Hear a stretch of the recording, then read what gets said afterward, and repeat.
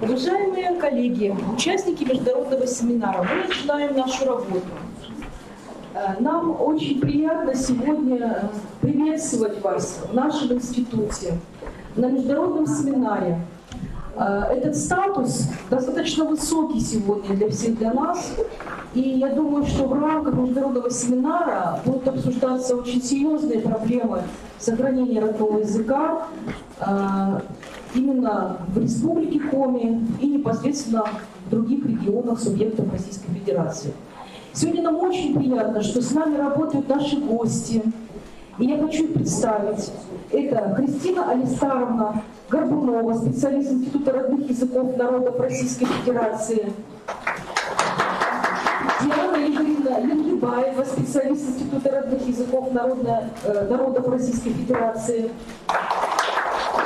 И наши гости сегодня из Ненецкого автономного округа.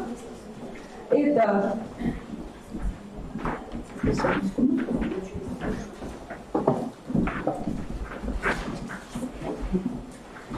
Талеева Людмила Яковлевна,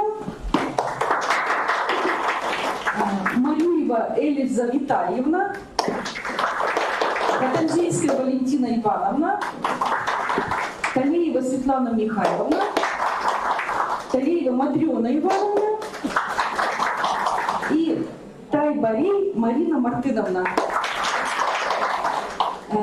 Эти наши гости, это и учителя, и руководители отделов, поэтому вас очень приветствуем и желаем вам плодотворной работы. Ну а слово для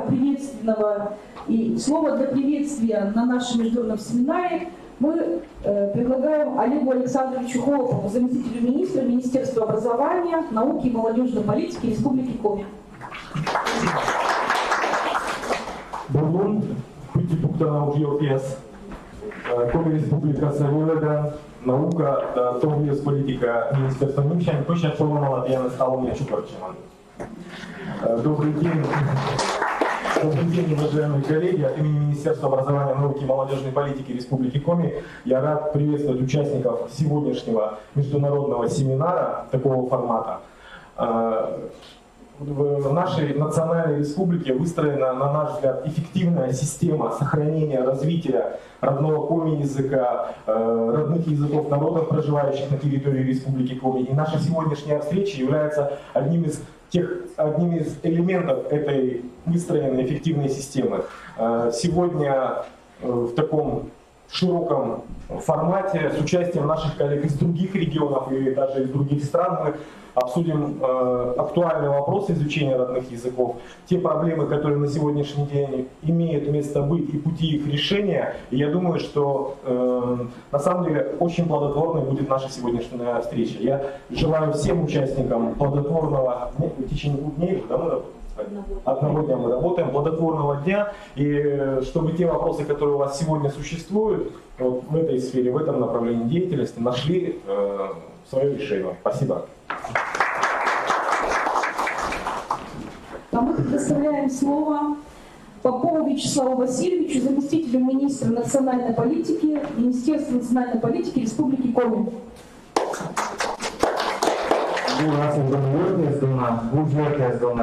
Велодича, сати диена ми также чукачаны катышка и биштана дотан додли кузан дотан додли кujikola велодни чудан kujikola велодни чиле смедим чиле ловсия продулус и фундаменты свашен кашоны кодулны готовищесны воже за купда летис начнес Чужан мунуса, чужан кумиса, чужан историяса и чайтамы тиянлы миян. У нас как свойта республика, нам миян общечный, видят кучи мукат, читая ужас, но и чайтамы тая ротов ужас, миян воже беркелас. Кутан кола йонжика ударны, а кутан ми ударам и съес тая вот шупаться кола кутны и воже собраны. А теперь мы таиш за будет и чай там и там я уму стян за вас купит и бор.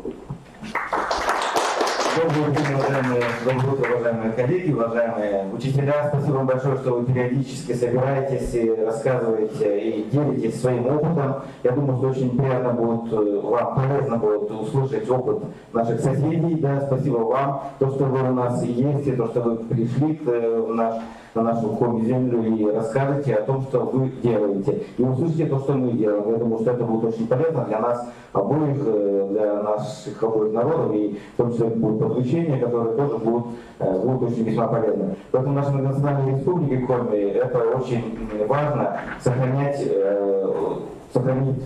и развивать наши государственные родные языки, ну и языки других народов, которые тоже здесь присутствуют.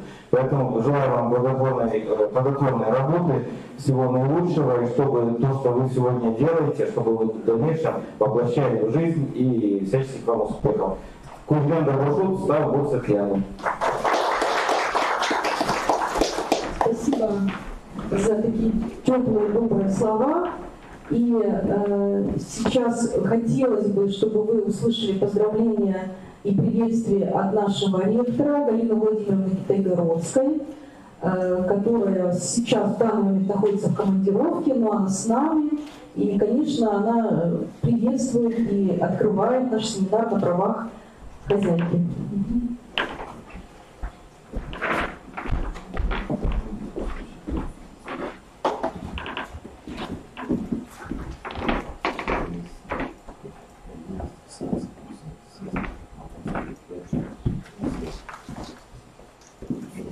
Международного семинара «Родной язык в образовательном пространстве в условиях двуязычия. Преемственность в обучении, положительный опыт и проблемы». Родной язык в жизни каждого человека имеет важное значение. В языке отражается его менталитет, культура и, конечно, история народа. Родной язык – это великая ценность. Он является главным инструментом отражения, сохранения и развития духовной жизни народа. В языке выражены результаты жизни каждого человека, народа, жизнь многих его поколений. Поэтому так важно уделить пристальное внимание вопросам, связанным с изучением и сохранением родного языка. Подобные семинары служат хорошей профессиональной площадкой для обмена опытом между педагогами и экспертами. Мы очень рады, что на семинаре будут представлены лучшие практики международного и российского уровня. С нами будут работать представители Германии, Республики Чувашия, Республика Бурятия, Республика Казахстан и федеральные эксперты. Наш институт сопровождает этнокультурное образование в нашей республике. В институте разрабатываются учебники, учебно-методические комплекты по родному коми-языку и русскому языку. На сегодняшний момент разработаны и используются в работе каждого педагога нашей республики линейки учебников по предметам коми-язык и коми-литература. Организована работа по созданию электронных форм учебников по коми-языку для всех уровней образования. Уважаемые коллеги, мы желаем вам плодотворной и интересной работы, активного обсуждения. Международного семинара «Родной язык в образовательном пространстве».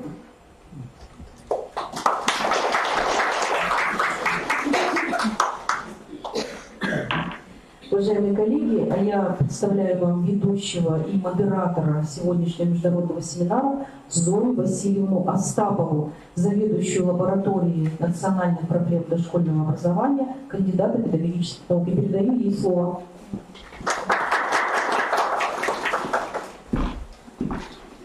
Уважаемые коллеги, Бурлун, Бурасов, очень приятно осознавать, что тема, которая обозначена на нашем семинаре, она привлекла такое большое количество специалистов. Хотелось бы надеяться, что это не просто любопытствующие, что это именно те делатели, которые именно создают ту систему национального образования в нашей республике, о которой говорили наши высокопоставленные чиновники. Действительно, в нашей республике есть о чем говорить, существуют проблемы, но существуют и те положительные моменты, тот положительный опыт, которым мы можем поделиться и с нашими коллегами из разных регионов России. И очень приятно осознавать, что сегодня наш семинар проводится уже в современном режиме, в онлайн-режиме. Не все наши коллеги, специалисты из республики, из регионов России не смогли приехать к нам в Сыктывкар, но, однако, они также присутствуют с нами, потому что весь семинар, он демонстрируется в онлайн-режиме. Светлана Николаевна представила наших гостей, которые приехали из-за пределов Республики Коми, а я хочу сообщить о том, что сегодня на нашем семинаре участвует около 170 человек. Из них 120 человек присутствуют очно здесь, в 103-й аудитории, и в соседней аудитории 102-й, где уже вот на экране демонстрируется все происходящее. И я хочу сказать, что присутствуют коллеги, специалисты из всех районов, муниципалитетов Республики Коми, в которых все-таки сохранилось у нас компактное проживание коми-населения, и из городов республики, которые также имеют такой вот очень искренний интерес к проблеме коми-языка. Это специалисты из Сыктывкара, 45 человек, Усинска, Ухты, Ижемского района, Кайгородского района, Каркеросского района, Прилузского района, Сыктывдинского района 24 человека, Сысольского района, Ударского, Усть-Вымского и Усть-Куломского района. Также присутствует 12 человек из Усть-Куломского района, из остальных районов в пределах 6-8 человек здесь у нас с нами в аудитории. Сегодня режим работы у нас будет следующим. Здесь мы прослушаем 3 доклада. 2 доклада будут очно и 1 в виде видеотрансляции. Затем будет небольшой перерыв. И я хочу вот обратить внимание ваше на программы, что в этой аудитории 103 остаются дошкольники, а учителя школ, воспитатели, педагоги дошкольных образовательных организаций, простите, а учителя школ переходят в 102-ю аудиторию. Это вызвано с тем, что педагогам дошкольных образовательных организаций предстоит прослушать, просмотреть 3 видеотрансляции. А учителя школ, они прослушают одно выступление учителя из Ямало-Ненецкого округа. Затем перерыв, обед, и далее каждый по своим интересам уже переходит на площадку образовательной организации. Это детский сад номер 8 Сыктывдинского района, где будет очень интересное мероприятие, посвященное презентацию сборника песен и аудиодиска самодеятельного композитора Геннадия Попова. Я хочу сказать, что там собрались, конечно, и педагоги, и дети, и те, кто интересуется вообще детской песней на коми-языке. И также очень интересная программа предстоит на базе физико-математического лицея города Сыктывкара. Вот такой вот у нас режим работы. Подводятся итоги семинара также в таком вот рабочем режиме во время работы секций. То есть вместе мы уже вечером не собираемся. И, в общем-то, я думаю, что каждый найдет возможность выступить и высказаться по содержанию семинара и по тем проблемам, которые присутствуют. Я думаю, что надо быть более активными, особенно представителям районов, потому что не так часто, в общем-то, мы так вот собираемся большой аудиторией, не реже, конечно, 2 раз в год, но и не каждый месяц. Поэтому все ваши вопросы, проблемы я хотела бы, чтобы вы сумели высказать и зафиксировать. Итак, уважаемые коллеги, мы начинаем с очень интересного выступления, которое посвящено мониторингу родных языков, который проводил Институт развития родных языков Российской Федерации. И вот специалисты этого института хотели бы показать, каким образом коми-язык сам себя продемонстрировал в этом мониторинге. Пожалуйста, я предоставляю слово, не знаю кому, вам обеим, наши дорогие гости, Кристина Александровна, Диана Игоревна. Кто берет слово?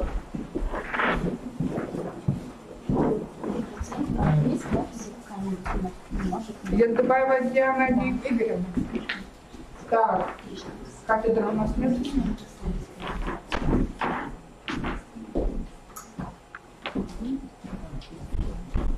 Слушайте микрофон. Нет, можно не без микрофона? Нет, без микрофона не будет слышно. Ну, пока начните. Со стойкой неудобно будет, там его надо близко держать. Все будет.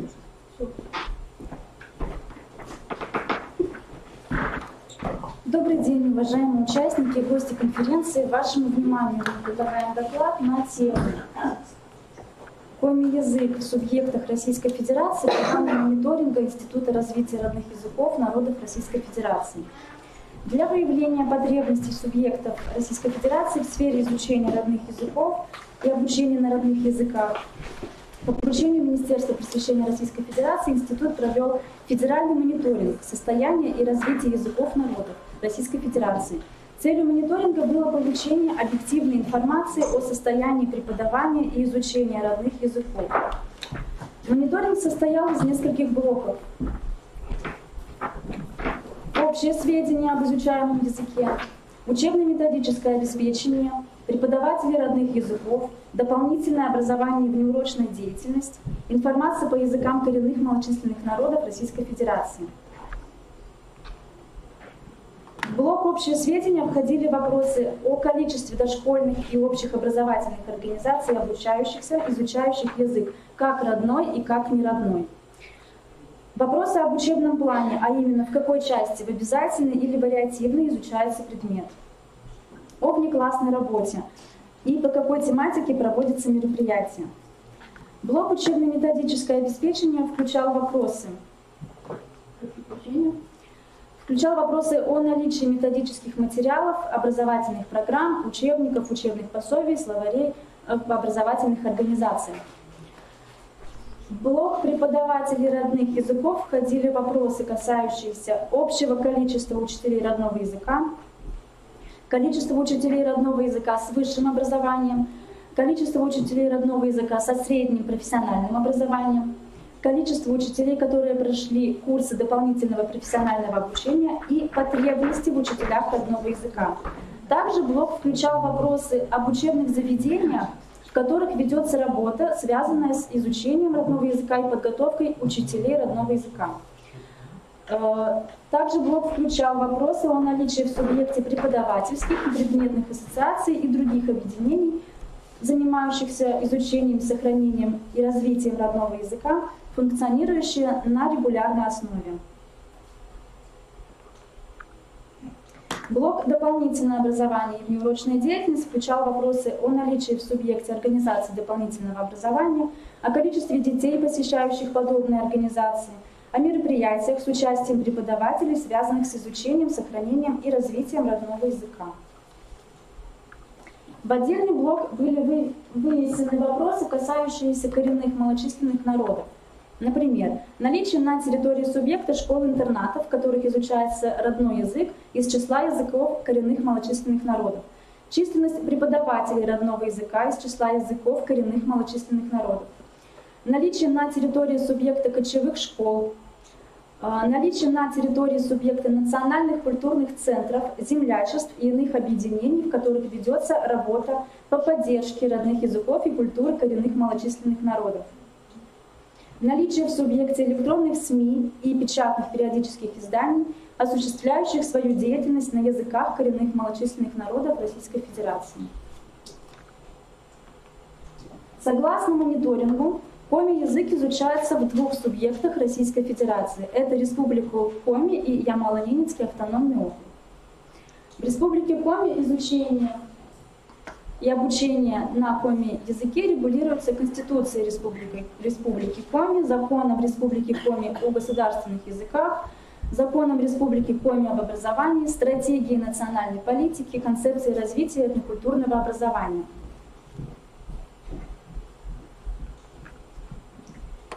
В Республике Коми национальный язык изучают 34 762 обучающихся в 275 образовательных организациях. Согласно мониторингу, обучение на коми-языке не ведется.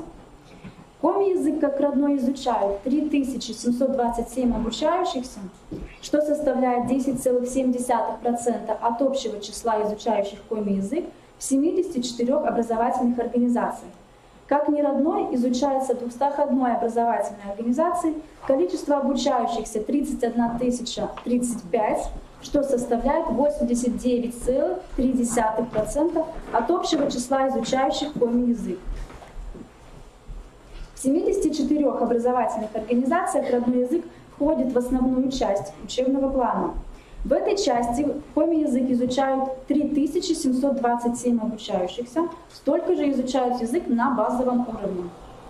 В Республике Коми проводится внеклассная работа, направленная на сохранение и развитие родного языка, имеющая тематику, согласно мониторингу, многонациональная республика, национальная кухня, природа Республики Коми. В группах 48 дошкольных организаций, которые посещают 2052 ребенка, ведется работа на родном языке. 166 педагогов ведут работу с детьми на родном языке.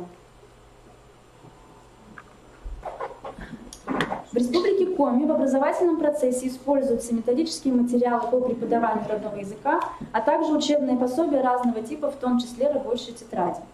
Кроме того, есть образовательные программы по языку и по литературе для всех классов. В Федеральный реестр примерных образовательных программ входят программы по коми-языку, родному и неродному.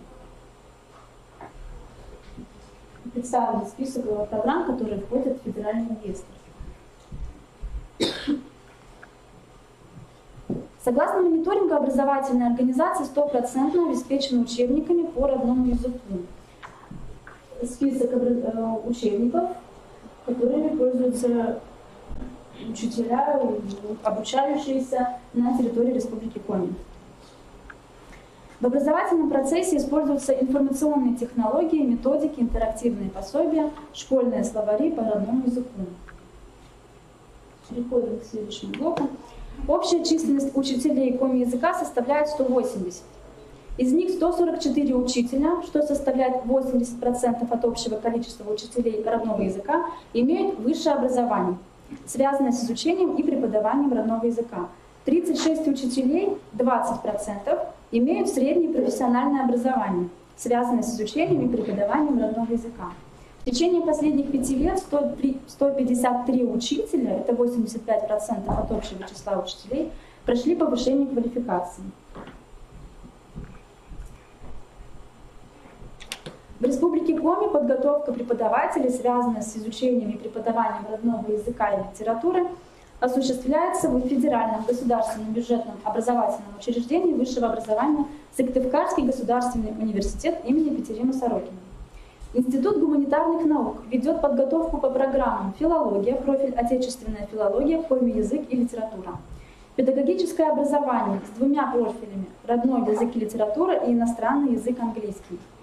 В учебный план входят дисциплины: литература Республики Коми, современный коми-язык, коми-устное народное творчество, методика обучения коми-языку и литературе, методика обучения коми-языку как неродному, язык коми художественных текстов и язык коми фольклорных текстов.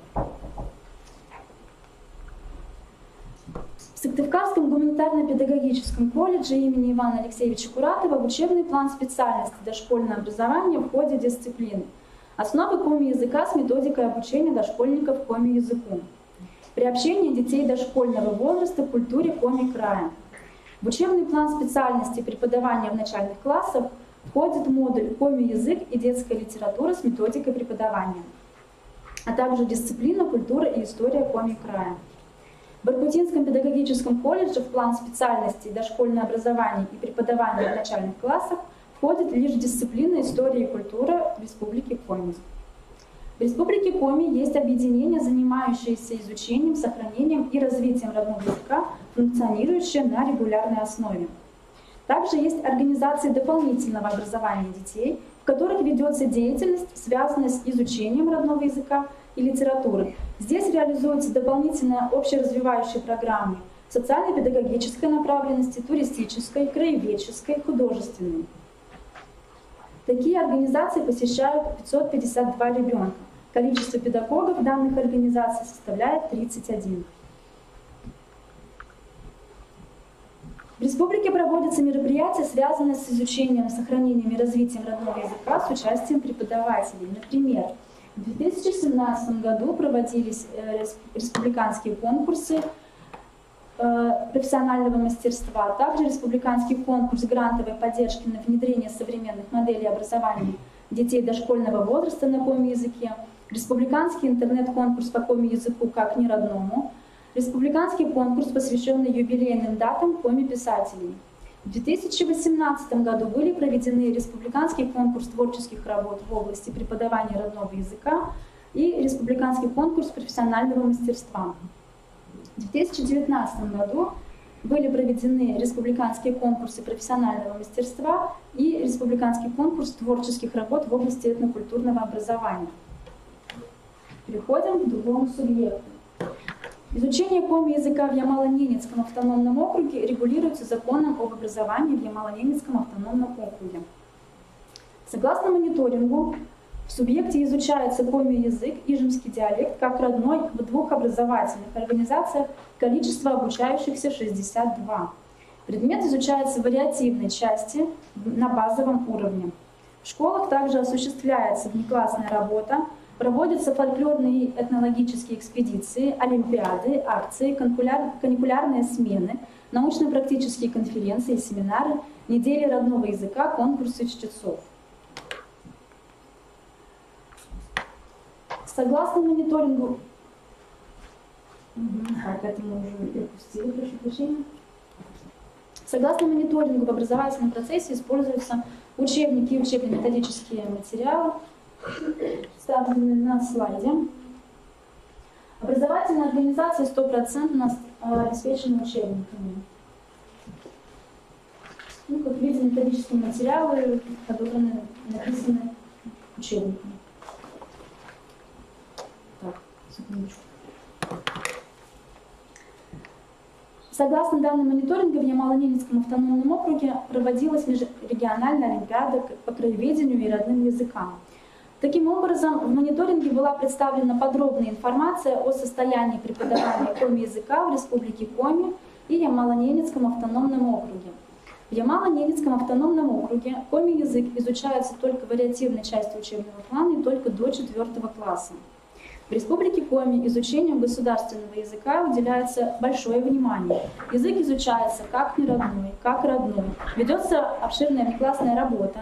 Есть учебные программы, внесенные в Федеральный реестр образовательных программ. Школы 100% обеспечены учебниками для всех классов. Есть и вуз, и колледж, где готовят преподавателей родного языка и литературы. А также есть преподавательские ассоциации, действующие на постоянной основе. Анализ мониторинга показал, что в субъектах осуществляется широкая работа по реализации образовательных программ по родным языкам, по поддержке образовательной, научной и исследовательской деятельности в области этнолингвистики, этнокультурного развития коренных народов, а также активно ведется работа по сохранению и развитию родного языка. Спасибо за внимание.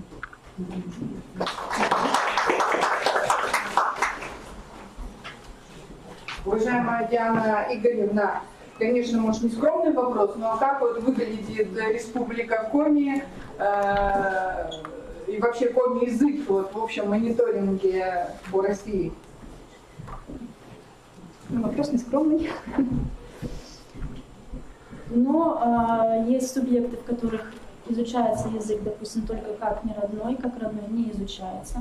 Обучение у вас не ведется, вообще мало где ведется обучение на родном языке.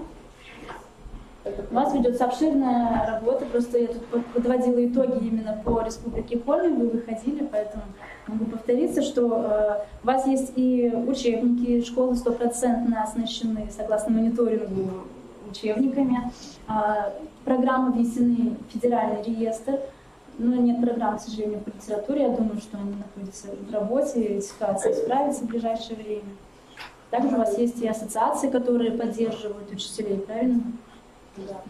А в каких регионах есть школы с родным языком и до какого класса? С родным обучением? Да, обучение на родном языке. Республика Татарстан. Только? Нет, это просто первое, что пришло в голову, а так есть республики, субъекты, в которых изучается. Обучение ведется на родном языке, по-моему, 14 языков, на которых ведется обучение. А вот хотелось бы узнать, в общем-то, ориентация на создание вот таких вот школ с родным языком обучения, она идет? Ориентация, то есть создание вот этих школ в тех регионах, в которых, в общем-то, их уже и нет. Но... Я не могу сказать, вопрос не по адресу. Еще есть какие вопросы? Есть вопросы? Все ли достоверно? Все ли соответствует? Я думаю, что все соответствует. Но кажется, как будто мы делаем еще больше. Так ведь и мероприятий очень много. Спасибо. Да. Мероприятий, конечно, проводится очень много. И, в общем-то, все, что представлено, это, конечно, соответствует тому, что есть. Есть, конечно, у нас и проблемы, и существуют перспективы, которые нам нужно реализовывать, но в любом случае, как бы система создана, и это радует. Уважаемые коллеги, позвольте сейчас мне выступить по своей теме, коми-язык в дошкольном образовании Республики Коми. Как вы заметили, из мониторинга про дошкольное образование было сказано не так уж много, да? И, в общем-то, мониторинг касался в основном образовательных организаций, школ, начиная с 1 класса. Вот. Но я думаю, что на сегодняшний день особо важным является сохранение и развитие коми-языка именно на этапе дошкольного образования, потому что именно на этом этапе формируется мотивационная сфера ребенка. Формируются смыслы, формируются жизненные ценности. Для чего нужен язык, почему я должен говорить на языке, а что интересного я могу узнать на языке. Все это формируется на этапе дошкольного образования.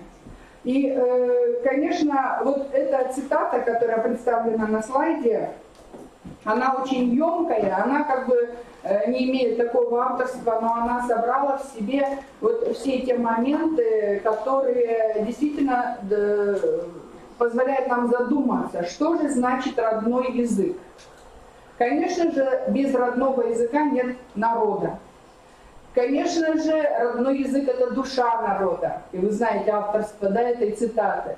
Но я еще бы хотела сказать, что родной язык – это еще и духовно-нравственный стержень народа, который позволяет избежать деградации этого народа, исчезновения этого народа, вырождения этого народа, ассимиляции этого народа.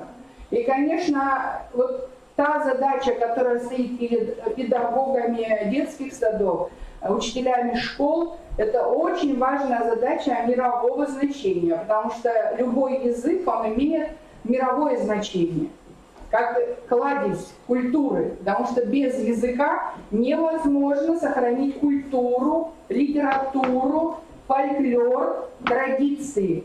Мы можем сохранить костюм, мы можем сохранить историю и об этом пересказывать на русском языке своим детям. Но мы не можем сохранить ту красоту души, которая свойственна только человеку, владеющему языком, потому что вместе с языком, хотим мы того не хотим, формируется еще и внутреннее состояние человека. И вот это очень важно, то есть дать понять родителям, дать понять детям, насколько важен язык для самого человека. Не только для, может быть, того, чтобы он сохранился в обществе. Мы, конечно же, как специалисты выполняем государственную задачу. И эта государственная задача, она абсолютно непонятна обывателям, которым самым главным является что? Материальное обеспечение и заботы сегодняшнего дня.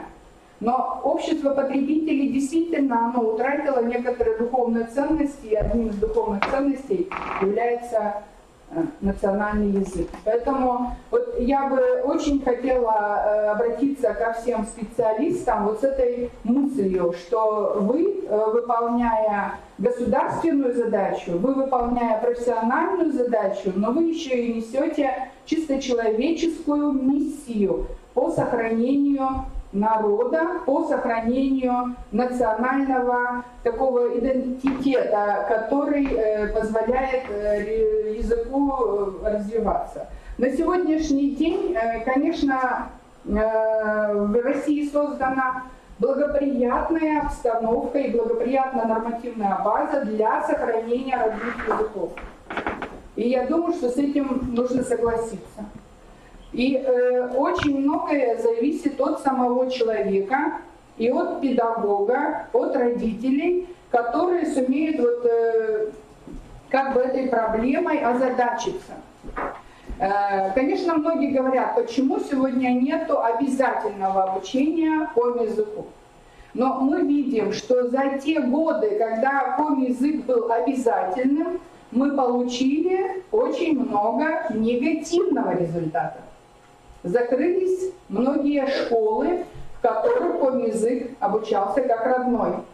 И вот сейчас восстановить этим школам этот предмет очень трудно, но они начинают это делать буквально с 1 класса. И, конечно же, я думаю, что вот то, что сейчас вот эта вот атмосфера создана по сохранению родного языка, она во многом зависит действительно от внутреннего какого-то потенциала, внутреннего стержня человека, для которого язык является родным. И не только это проблема педагогов, это проблема и общественников, это проблема и вообще народа. Вот сейчас у нас идет подготовка к очередному съезду Коми народа, который будет в феврале 2020 года, и уже проводится собрание по выбору делегатов.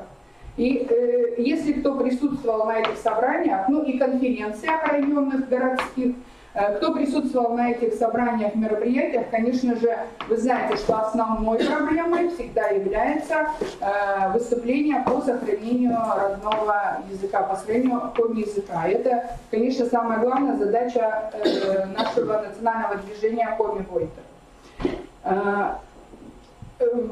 Благоприятная обстановка создана также и в детских садах. То есть и Министерство образования Республики Коми, и контрольно-надзорные органы обращаются к педагогам. Учите детей коми-языку. Создавайте благоприятную языковую сферу. Для этого нет никаких препон. И вы сами знаете о том, что насколько благоприятным является дошкольный возраст для развития любого национального языка, что именно до 5-6 лет психика ребенка восприимчива к любому влиянию извне.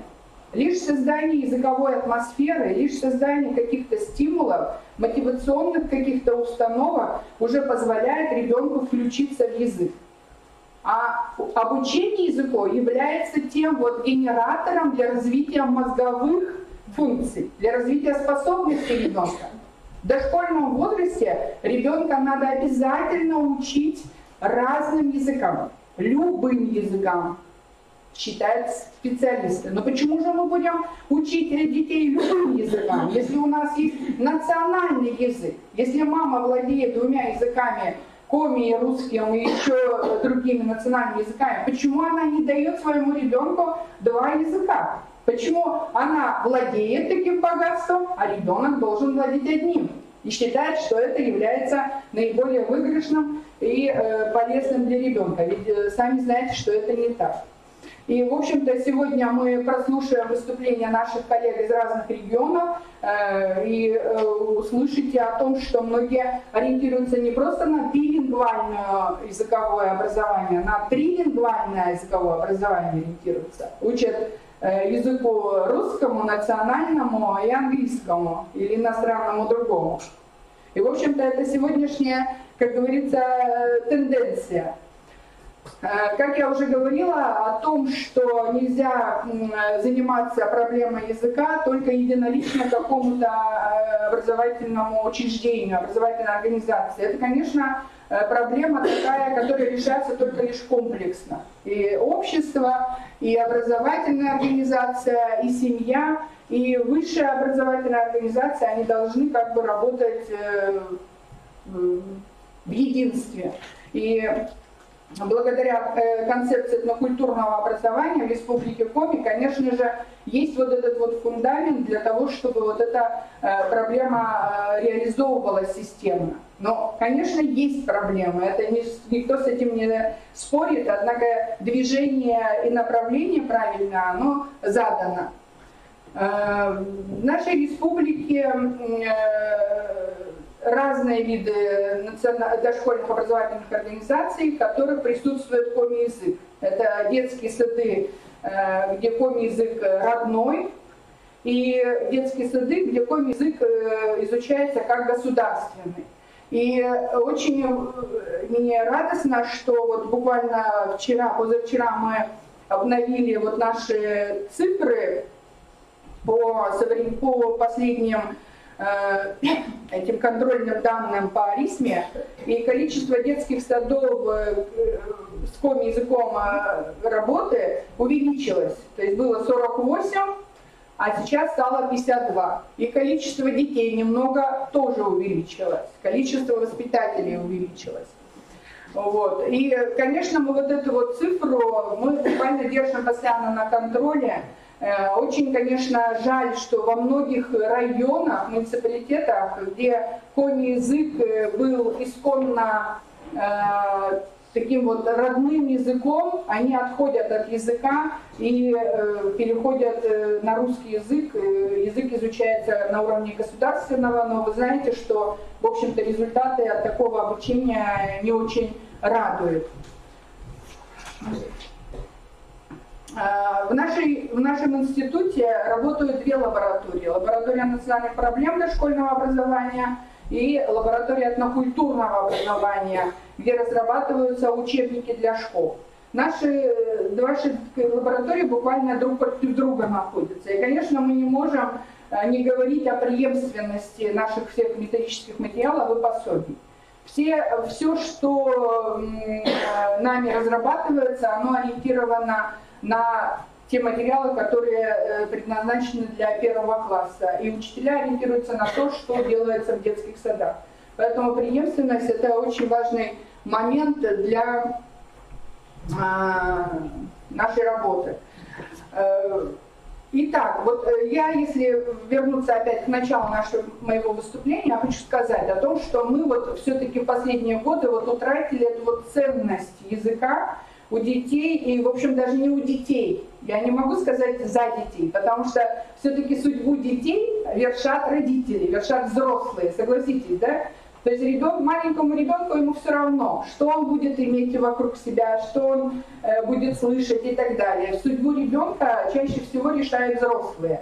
И на сегодняшний момент, когда интерес к языку утрачивается, конечно, основной задачей нашей лаборатории является повышение этого интереса, формирование различных источников мотивации, чтобы язык использовался. Когда языку можно научиться? Когда на нем человек будет говорить. Несмотря как он говорит. Плохо, коверкая, может быть, некоторые слова, делая неправильное ударение, а может быть, звуки не очень правильно. Но он говорит, разговаривает. И, в общем-то, нам нужно уже вот эту вот психологию нашу менять. Что нужно если мы говорим на втором языке, мы должны говорить обязательно правильно, мы должны говорить обязательно со всеми там нюансами, произношениями, ударениями и так далее. Нет, уважаемые коллеги, самое главное донести мысль, смысл сказанного. Если вы это можете сказать на втором языке, на третьем языке, на четвертом языке, то можно сказать, что вы, в общем-то, уже владеете языком на каком-то уровне.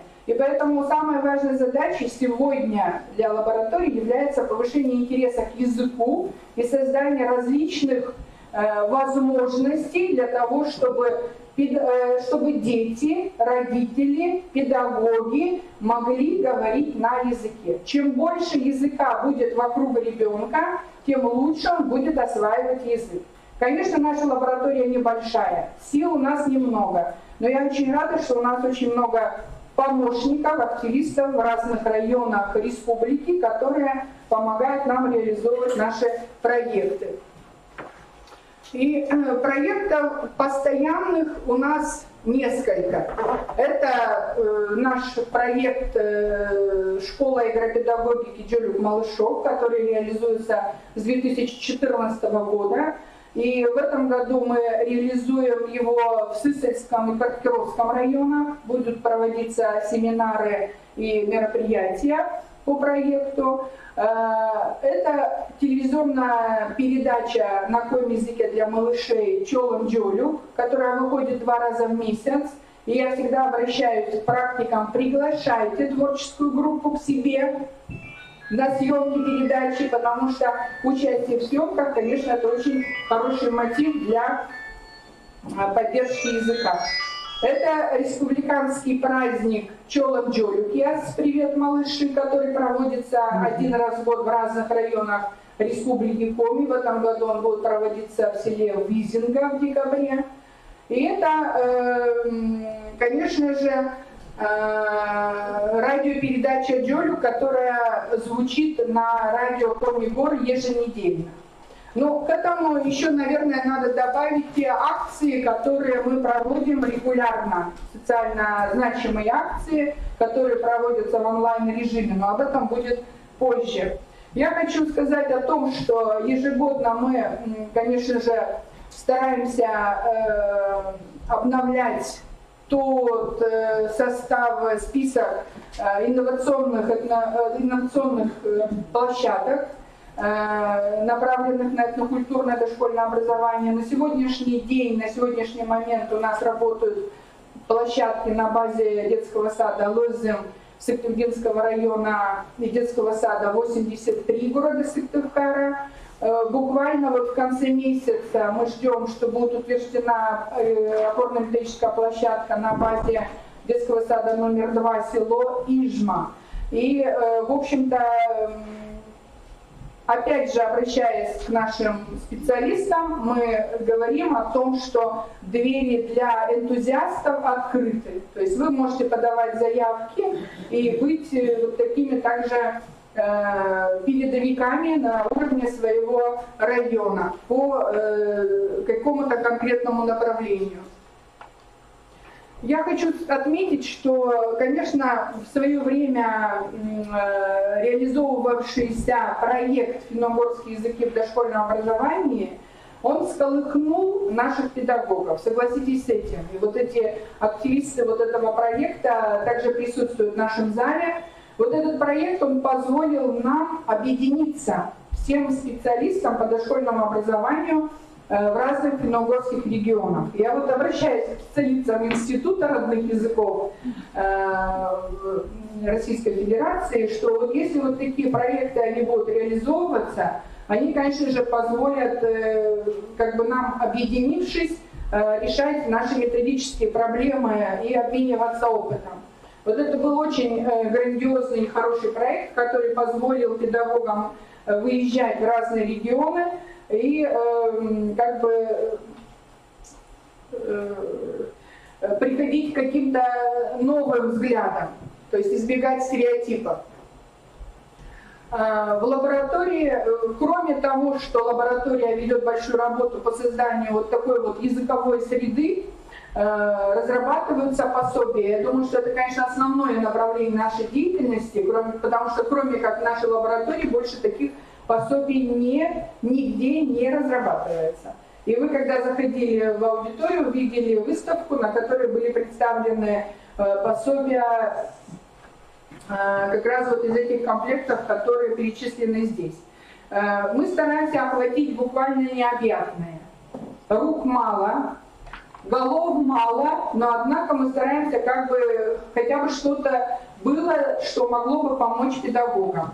На сегодняшний день мы разрабатываем учебно-методические комплекты по ознакомлению детей с традициями, культурой, историей Коми народа. И вот этот учебно-методический комплект детям Республики Коми, он, конечно же, я думаю, что он позволит педагогам в единообразии, в едином образовательном пространстве с научной точки зрения давать детям сведения, представления об истории и культуре Коми народа.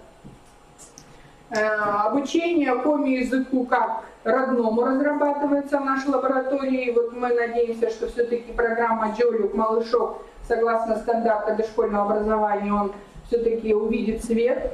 Так же, как программа «Детям Республики Коми». И разрабатывается программа по обучению коми-языку как государственному. Также мы даем небольшой, как бы измененный вид он будет иметь. Я имею в виду вот программу «Чолом йот» и «Здравствуй, друг». И если она изменит достаточно серьезно свое содержание, возможно, она изменит также свое и название, потому что она уже будет совершенно другой программой, с другим авторским коллективом вот, разработана.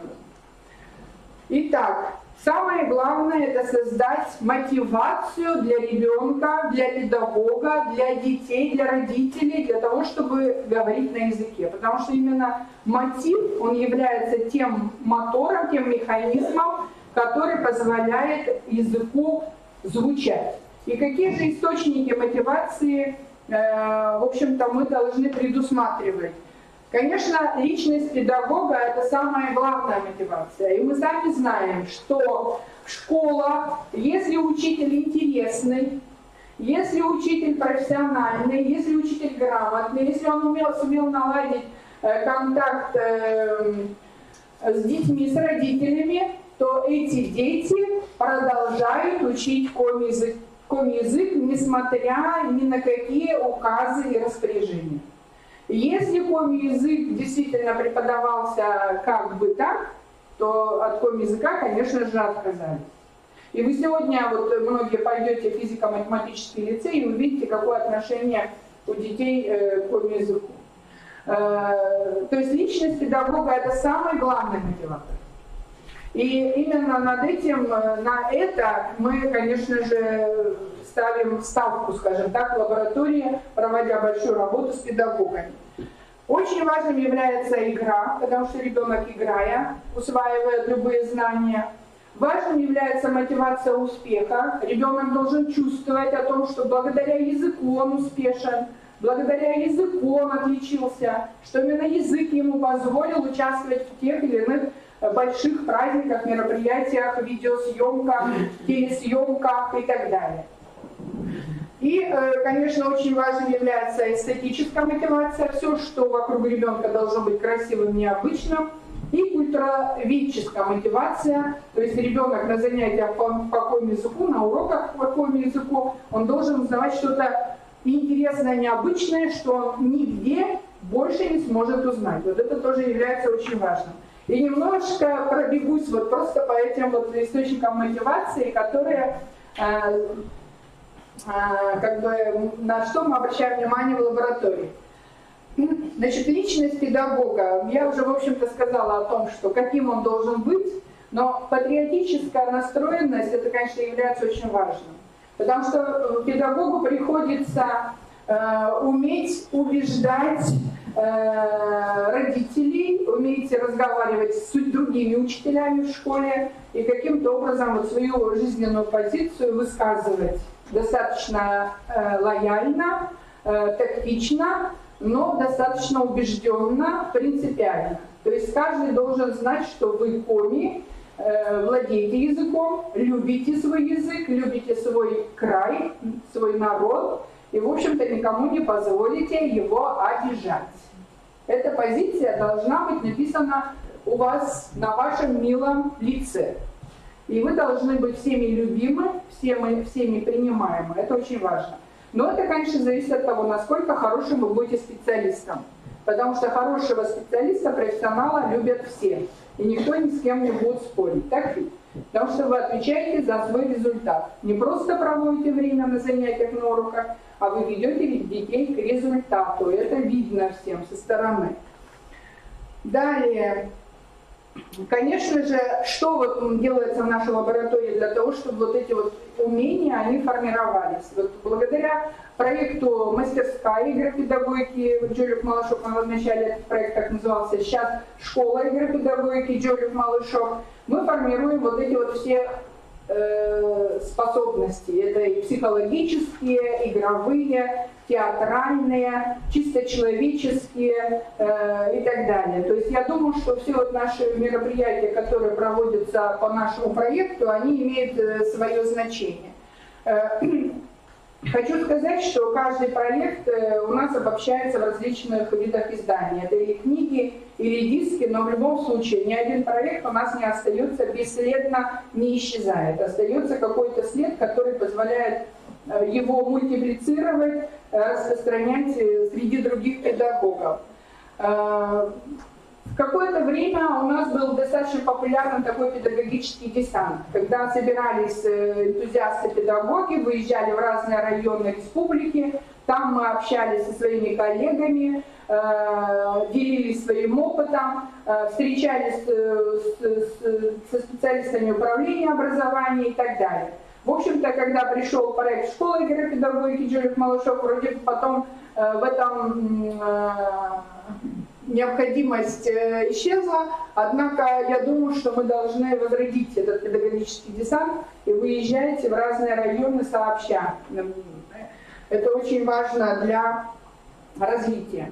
Очень интересным и достаточно, в общем-то, продуктивным у нас был первый республиканский фестиваль творческих идей в 2016 году.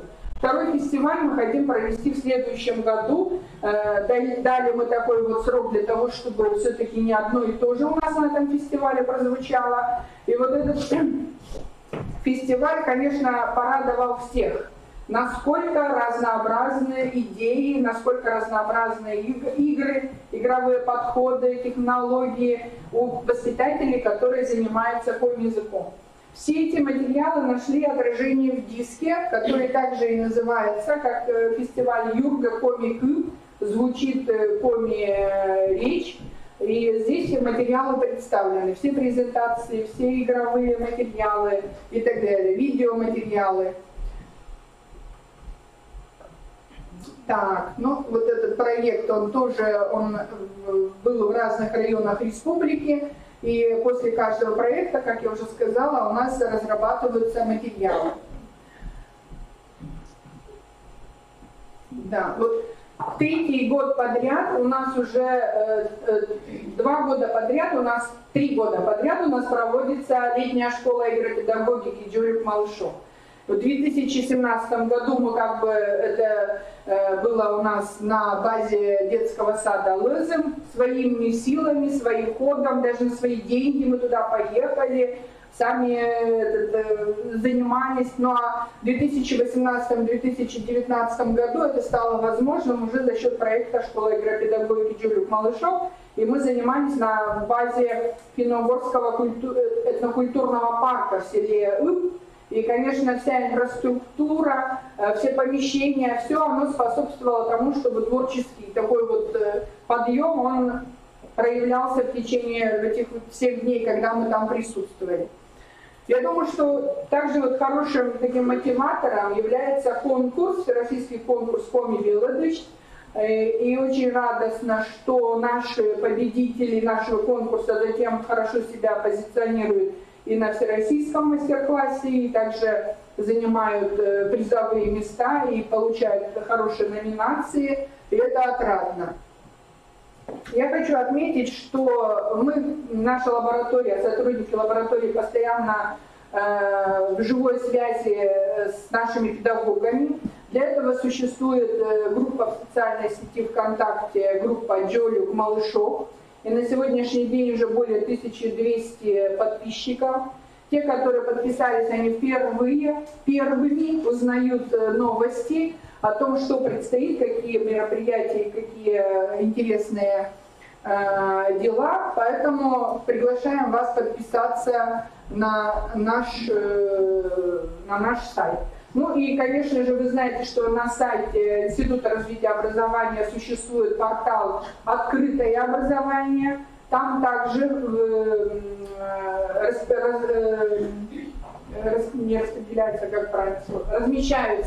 размещаются практические материалы этнокультурной направленности, и вы можете воспользоваться всеми интересными новинками. Ну, еще хочу, конечно, обратить ваше внимание, что каждый детский сад, который ведет работу по этнокультурному образованию, он выставляет на своем сайте очень интересные материалы, которые можно также использовать в своей работе. Итак, мотивация успеха при обучении коми-языку, конечно, это очень важно, потому что ребенок должен услышать положительную оценку, должен иметь возможность для самореализации. И, конечно же, самым важным для маленького ребенка является интерес родителей к успехам детей. И вот для этого мы проводим различные проекты. Это телепередача для детей на коми-языке. Все передачи вы можете посмотреть на сайте телеканала Юрга. Они вывешиваются, и поэтому, если не успели посмотреть по телевизору, вы можете посмотреть на сайте. Это праздник Чолом Джолюкиас. Опять же, мы стараемся проводить эти праздники на большой сцене, на сцене домов культуры, и зрительный зал собирает, конечно, всех желающих, где-то около 100 человек, и родителей, и воспитанников детских садов, и педагогов. Проводим мы различные фестивали театрализованные, детско-родительские, чтобы и дети вместе с родителями участвовали в этих постановках. И затем вот все эти материалы мы собираем на видеодисках. И вот все эти видеодиски, они передаются в семью. Акции различные проводим. Эти акции объявляются как раз в группе ВКонтакте. Эти акции, они посвящены разным датам. Но обязательно какое-то дается задание, которое нужно выполнить на коми-языке. И это не рисунок, это именно звучащее слово. И, конечно, просто удивляет, насколько креативны вот эти вот наши педагоги, которые участвуют в этих акциях. Этих акций достаточно много. Обязательным, конечно, являются акции ко Дню родного языка. Они имеют разные, разные слоганы или разные задания, но в любом случае они собирают очень много участников. И еще хочу поделиться таким то, что у нас получилось в прошлом году. Это первый республиканский фестиваль «Шуда Челядыр Помещорникы». Счастливое детство через через коми-речь. Мы не можем собрать детей дошкольного возраста где-то на одной большой сцене, но мы можем собрать заочно их творческие работы. И такой фестиваль действительно был проведен в разных номинациях и собрал очень много участников. И мы увидели, что действительно коми-язык-то он звучит, что коми-язык он есть, и коми-языку только лишь надо дать какую-то поддержку и опору. Опять же, этот сборник, он в себе вобрал всех участников. Так, и эстетическая мотивация. Вокруг ребенка должно быть все красиво. Поэтому мы стараемся, чтобы в детских садах, конечно же, создавалась такой атмосфера радости. И краеведческий компонент, который должен входить в занятия по коми-языку, он возможен благодаря нашему учебно-методическому комплекту «Детям Республики Коми». Надеюсь, что он, конечно, увидит свет и поможет педагогам в работе.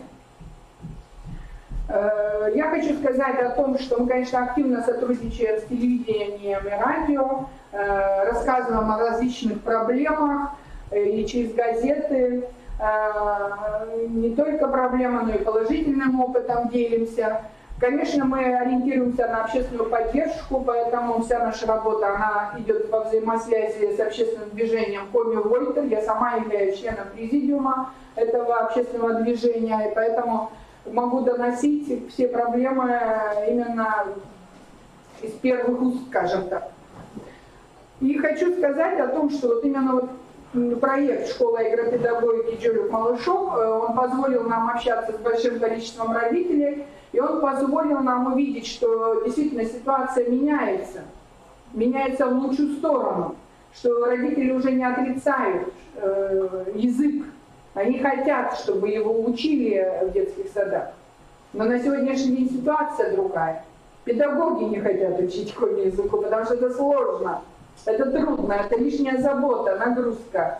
Вот. И поэтому я обращаюсь к вам, уважаемые педагоги детских садов, учителя. Конечно же, вот, надо менять вот эту вот ситуацию как можно больше в лучшую сторону. И я думаю, что коми язык, конечно, он будет распространяться, и в любом случае, может быть, действительно мы выйдем на школу в местах компактного проживания, на школу с родным языком обучения, именно хотя бы в начальных классах, пусть даже в первом классе, хотя бы на этапе адаптации ребенка к школьному образованию. Потому что именно родной язык позволяет развить в ребенке все его способности, раскрыть его потаенные какие-то качества.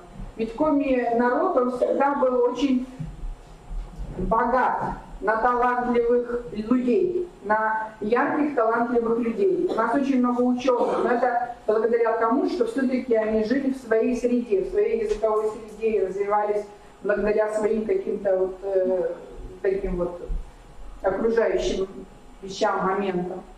Итак, уважаемые коллеги, вот заканчивая свое выступление, конечно, я бы хотела обозначить те перспективы, которые хотелось бы в дальнейшем также нам реализовывать.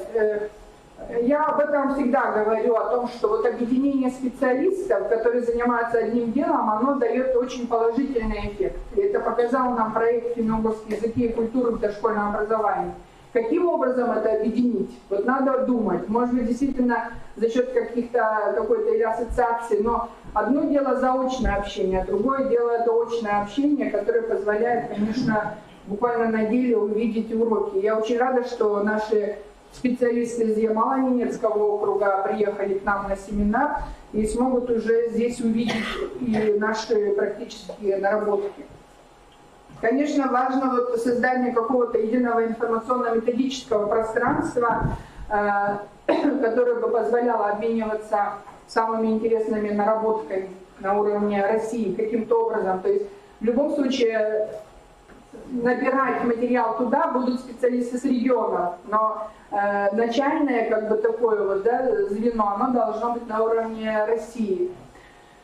Так, конечно, хотелось бы, чтобы и в средствах массовой информации вот этот вот положительный опыт, он демонстрировался, чтобы не было как бы видно, чтобы было видно, что Россия это многонациональная страна со своим языком и культурой, чтобы все-таки это было как бы таким обыденным.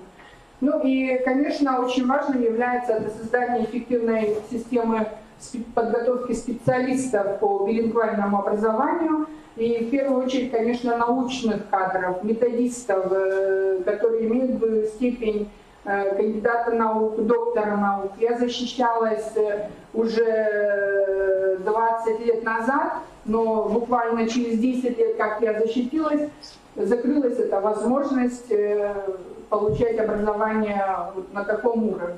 Поэтому это, конечно, надо возобновить. Это, мне кажется, все регионы об этом говорят, что нет диссертационных советов, нет тех институтов, где готовятся методические кадры вот такого научного уровня. Спасибо большое. Я заняла, конечно, больше времени.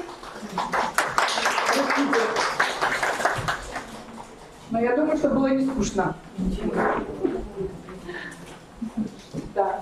Уважаемые коллеги, вот сейчас предлагается вам для ознакомления с очень интересной темой. Ключевые параметры в практике тестирования естественных билингвов с целью и уровня тестирования. Это относится к детям от 3 до 14 лет. Это пройдет в форме видеотрансляции, а выступать будет Кудрявцева Екатерина Львовна. У нее очень много регалий, она научный руководитель международных инновационной технологии в сфере поликультурного образования, член правления Международного методического совета по многоязычию и межкультурной коммуникации, эксперт Федерального реестра научно-технической сферы Российской Федерации, эксперт по билингвальному образованию Центра современных образовательных технологий. Но она проживает в Германии и считается, конечно, специалистом вот таким вот международного уровня. Конечно же, не все, что будет она говорить, нам близко, но Екатерина Львовна, она дает нам тот горизонт или показывает те перспективы, к которым нам нужно стремиться и которые, в общем-то, мы должны также знать и быть информированы в этом. Пожалуйста. Добрый день, уважаемые коллеги. И сегодня мы поговорим с вами о том, что же такое комплексное диагностическое тестирование, чем оно отличается от тестов по иностранным языкам, в том числе по русскому как иностранному, почему именно оно рекомендуется для работы с естественными билингвами и полилингвами, то есть с многоязычными, двуязычными детьми, и подростками до 14 лет. Почему с 3, почему только до 14? И если вас интересует как таковая тема дву- и многоязычия, то в конце вы увидите контакты, по ним вы сможете написать нам и получить линки на бесплатные вебинары, доступные, общедоступные в сети по теме дву- и многоязычия вообще. Причем как вебинары для родителей на таком не научном, не тяжелом для восприятия уровне, так и научные сообщения, ориентированные на педагогов, на экспертов и на исследователей. Итак, комплексное диагностическое тестирование билингвов. О том, кто такие билингвы, мы сегодня говорить не будем. Еще раз напомню, вы можете попросить прислать линк на бесплатный вебинар, где все это точно описывается, рассказывается, сравнивается система образования, методика образования и развития естественных билингвов по сравнению с билингвами или билингвизмом благоприобретенным, то есть людей и детей, изучающих языки как иностранные вне языковой среды.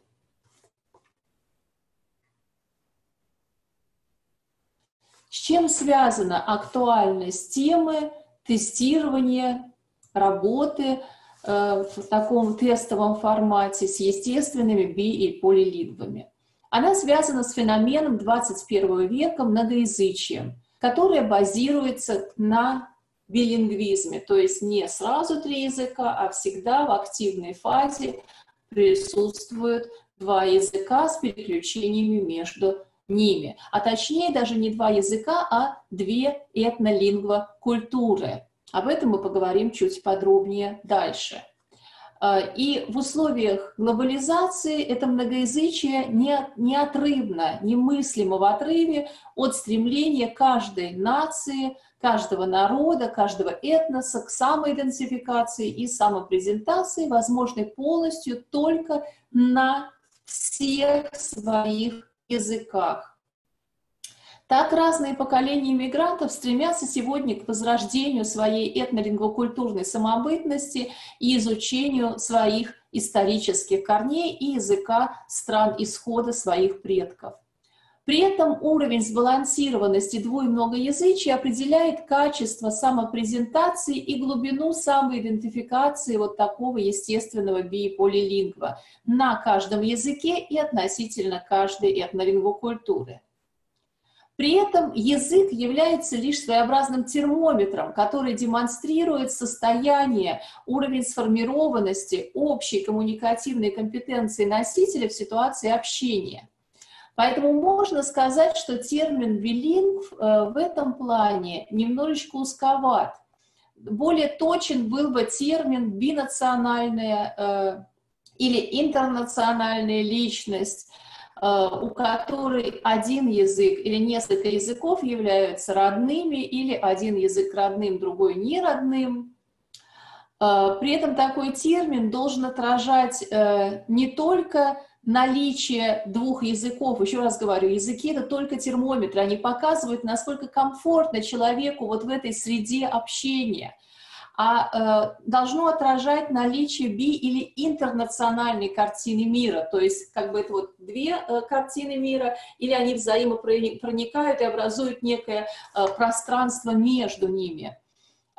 И тип взаимовлияния двух этнолингвокультур, вплоть до их синтеза, но уже на новом уровне восприятия и сознания. Вот такое размышление о терминологии, как называть вот этого современного человека мира, да, и насколько он является человеком нашего поликультурного мира, оно предлагается в работах Милы Шварц, Янины Кан-Хорвиц, Марка Лейкина, Казминского и так далее. Рассматривается с позиции «готов он к обучению». Проблемы, нерешенные в существующих способах диагностицирования и мониторинга лингвокультурного развития билингвов 3-14 лет. Здесь я этот перечень дала, я не буду его зачитывать. И исходя уже из этого перечня, мы начали разрабатывать не только свои тесты, на тот момент, в 2010 году мы поняли, что этого будет мало, но и свои рекомендации к созданию инструментов образовательных, то есть учебников, игр, а потом и свои учебные материалы, дидактические материалы, игры, портфолио и тому подобное.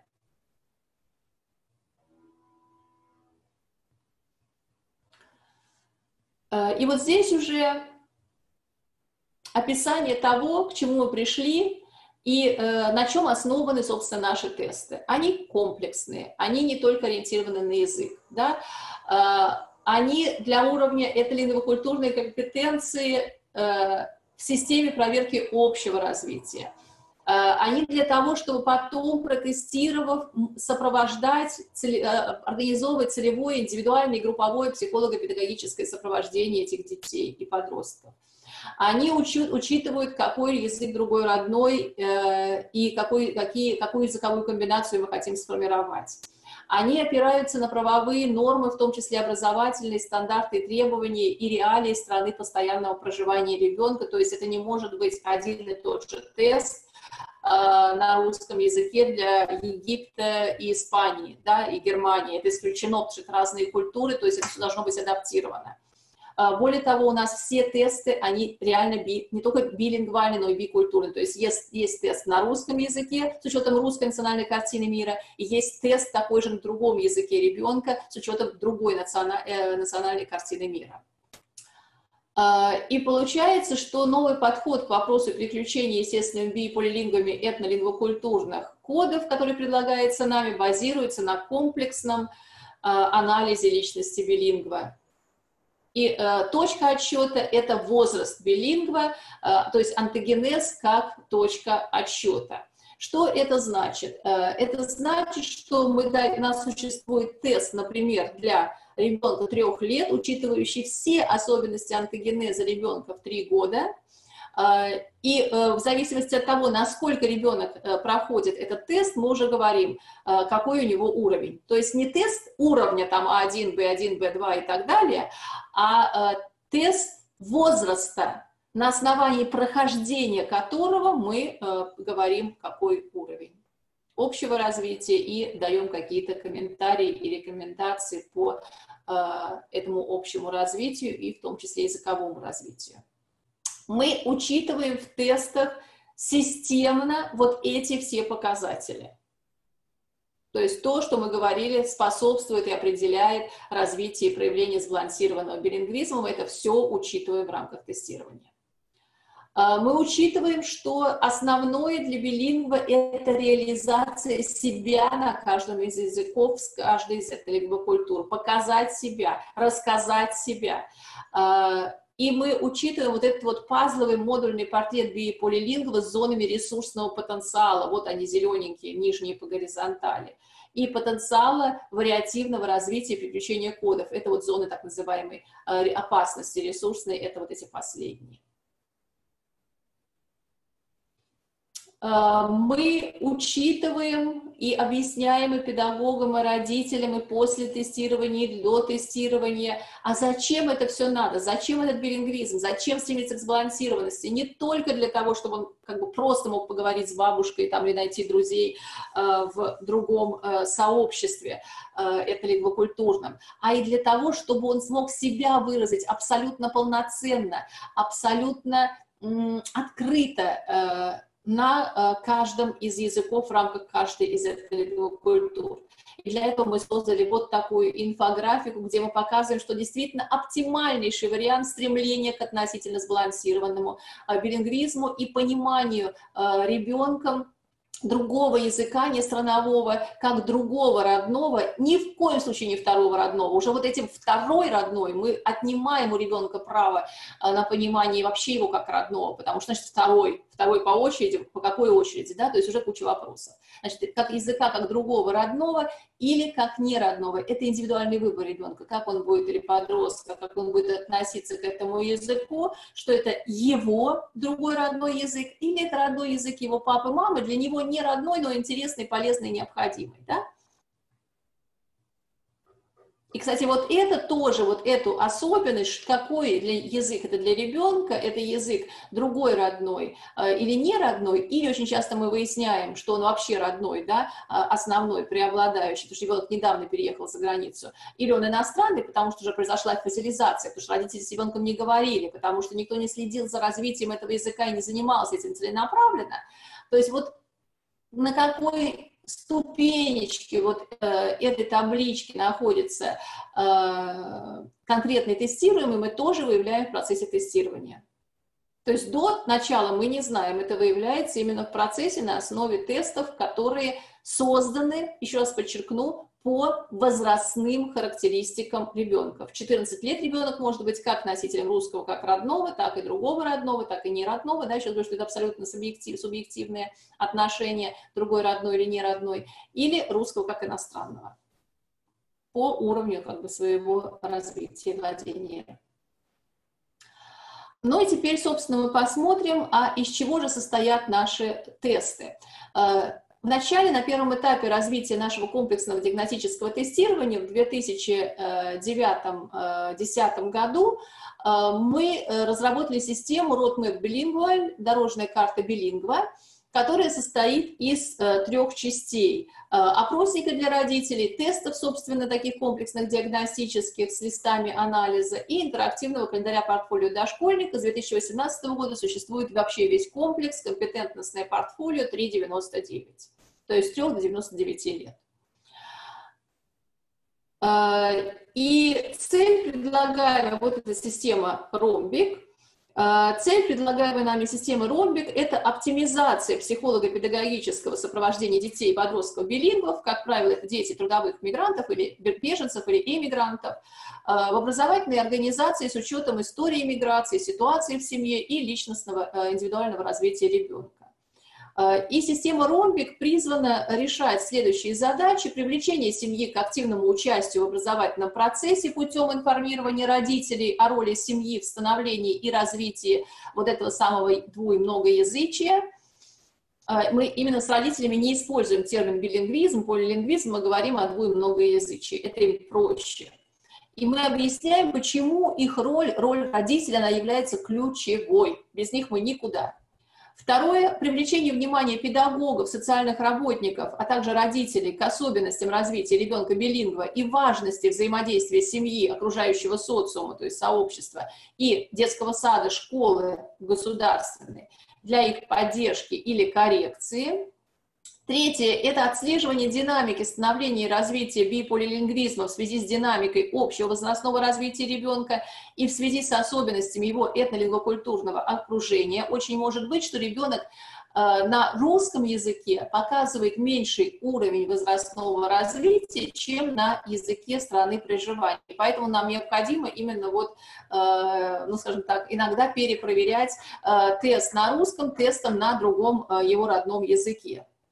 Следующее, четвертое, это отслеживание причин и механизмов дебилингвализации ребенка или, наоборот, становления сбалансированного биполилингвизма. То есть почему какой-то язык у ребенка уходит в пассив, да, фасилизация происходит, или, наоборот, почему происходит какой-то рывок в развитии, что помогает, что мешает, чтобы потом эти мешающие факторы снять, а помогающие усилить.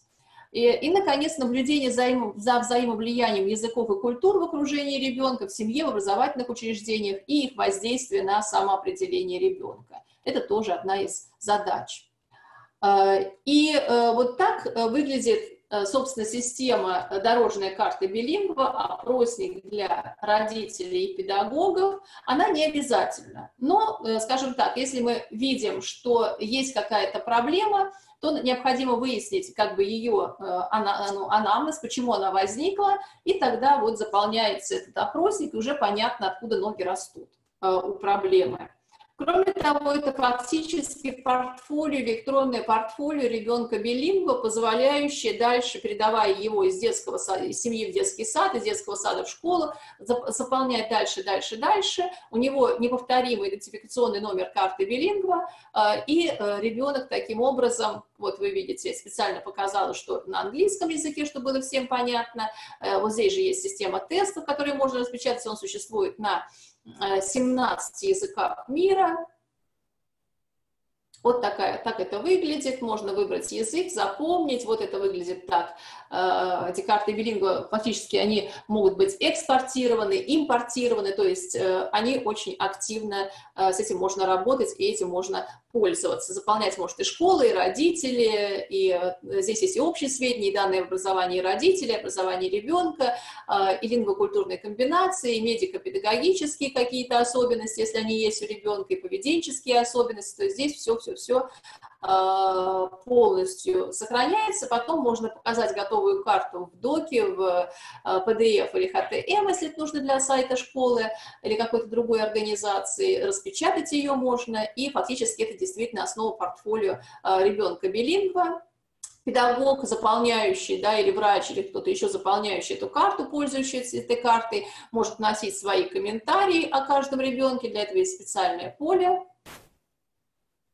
Ну вот я еще раз сказала, что эта карта Roadmap Bilingual, дорожная карта билингва, она не является обязательной, только если какие-то сложные случаи. Другой вопрос, что основная часть – это, собственно, тесты. Вот те тесты, о которых мы с вами говорим, комплексное диагностическое тестирование. И здесь тестирование детей и подростков, еще раз подчеркну, оно проводится на основе их возрастного антогенеза, то есть возрастных психологических, физиологических других особенностей, и насколько, вот, ну, скажем так, уровень ребенка совпадает с уровнем возраста. Поэтому здесь и другие требования к тестерам, то есть тестер один должен быть четко владеющий вот этой всей методикой, технологией, и носителем основного проверяемого языка, то есть если вы, например, тестируете на владение удмуртским языком, то это должен быть удмурт, владеющий технологией тестирования. А другой человек – это рейтер, то есть человек, сидящий около тестера, ему помогающий, он должен быть носителем второго или там другого языка, извините, что я сказала второго, это неправильно, другого языка ребенка. Например, если вы тестируете по удмуртскому, а ребенок русско-удмуртский, там как бы русско-удмуртская языковая комбинация, то второй рейтер, он носитель русского, то есть он подсказчик, помощник и так далее. Если вы тестируете по русскому языку, а ребенок в Германии, то второй человек носитель немецкого языка, ну и так далее. При этом Еще раз говорю, тесты на основе возраста. Тесты есть и на русском, и на другом языке. И вот в 2018 году исполнилось 10 лет, как тесты проводятся в Германии. В последние годы были разработаны тесты для испано-русских, польско-русских, чешско-русских, итальяно-русских, казахско-русских билингвов, для татарского языка, то есть татаро-русских билингвов, мигрантов Российской Федерации. Создана дорожная карта билингва для 21 этнокультурной комбинации, открыты центры тестирования офлайн в 14 странах мира и открыто онлайн-тестирование экспертами из Российской Федерации и Германии, авторами, разработчиками тестов. То есть можно протестироваться онлайн, не выходя из дома. Это еще раз большой плюс, о нем мы тоже поговорим. Вот здесь вы видите, кто всем этим может пользоваться. Все. Все, кто понимает, что что мы живем ради пользы детей, а не ради отчетов, не ради заработка и так далее. Тесты очень дешевые, всего 30 евро с ребенка за пределами Российской Федерации. Ценовая политика тестов Российской Федерации определяется регионом проживания, но, как правило, тоже максимум 30 евро с ребенка за вот этот огромный комплекс собеседования с родителями, педагогами до, само тестирование, рассмотрение результатов тестирования, написание комментариев по результатам тестирования и потом собеседование с родителями, педагогами ребенка после тестирования. То есть это как минимум 3 часа, а иногда и больше, которые уходят на одного тестируемого, и это достаточно дешево, поэтому. И важно, чтобы вот все тестирования, результаты, дети вообще во время тестирования не понимают, что это тест, они думают, что, особенно маленькие дети, там до 7, до 8 лет, они думают, что с ними играют, тестер, специалист по работе с такими возрастными категориями, с различными, и ищет в первую очередь контакт с ребенком, а уже затем начинается тестирование, и по результатам, еще раз скажу, обязательно собеседование с родителями, с педагогами этого ребенка индивидуальное, для того, чтобы это пошло на пользу данному ребенку, тестируемому. Выдаются сертификаты Елабужского института КФУ по комплексному диагностическому тестированию. К сертификату обязательно приложение к каждому сертификату, индивидуальные результаты тестирования данного конкретного ребенка или подростка и рекомендации по дальнейшему его образовательному маршруту с учетом его индивидуальных особенностей. То есть никакого группового, все быстренько и потом отчитаться. Вот здесь написано, это паспорт теста. Это где живут тестеры, где открыты центры тестирования. Сейчас открывается центр тестирования в Сингапуре, так что милости просим.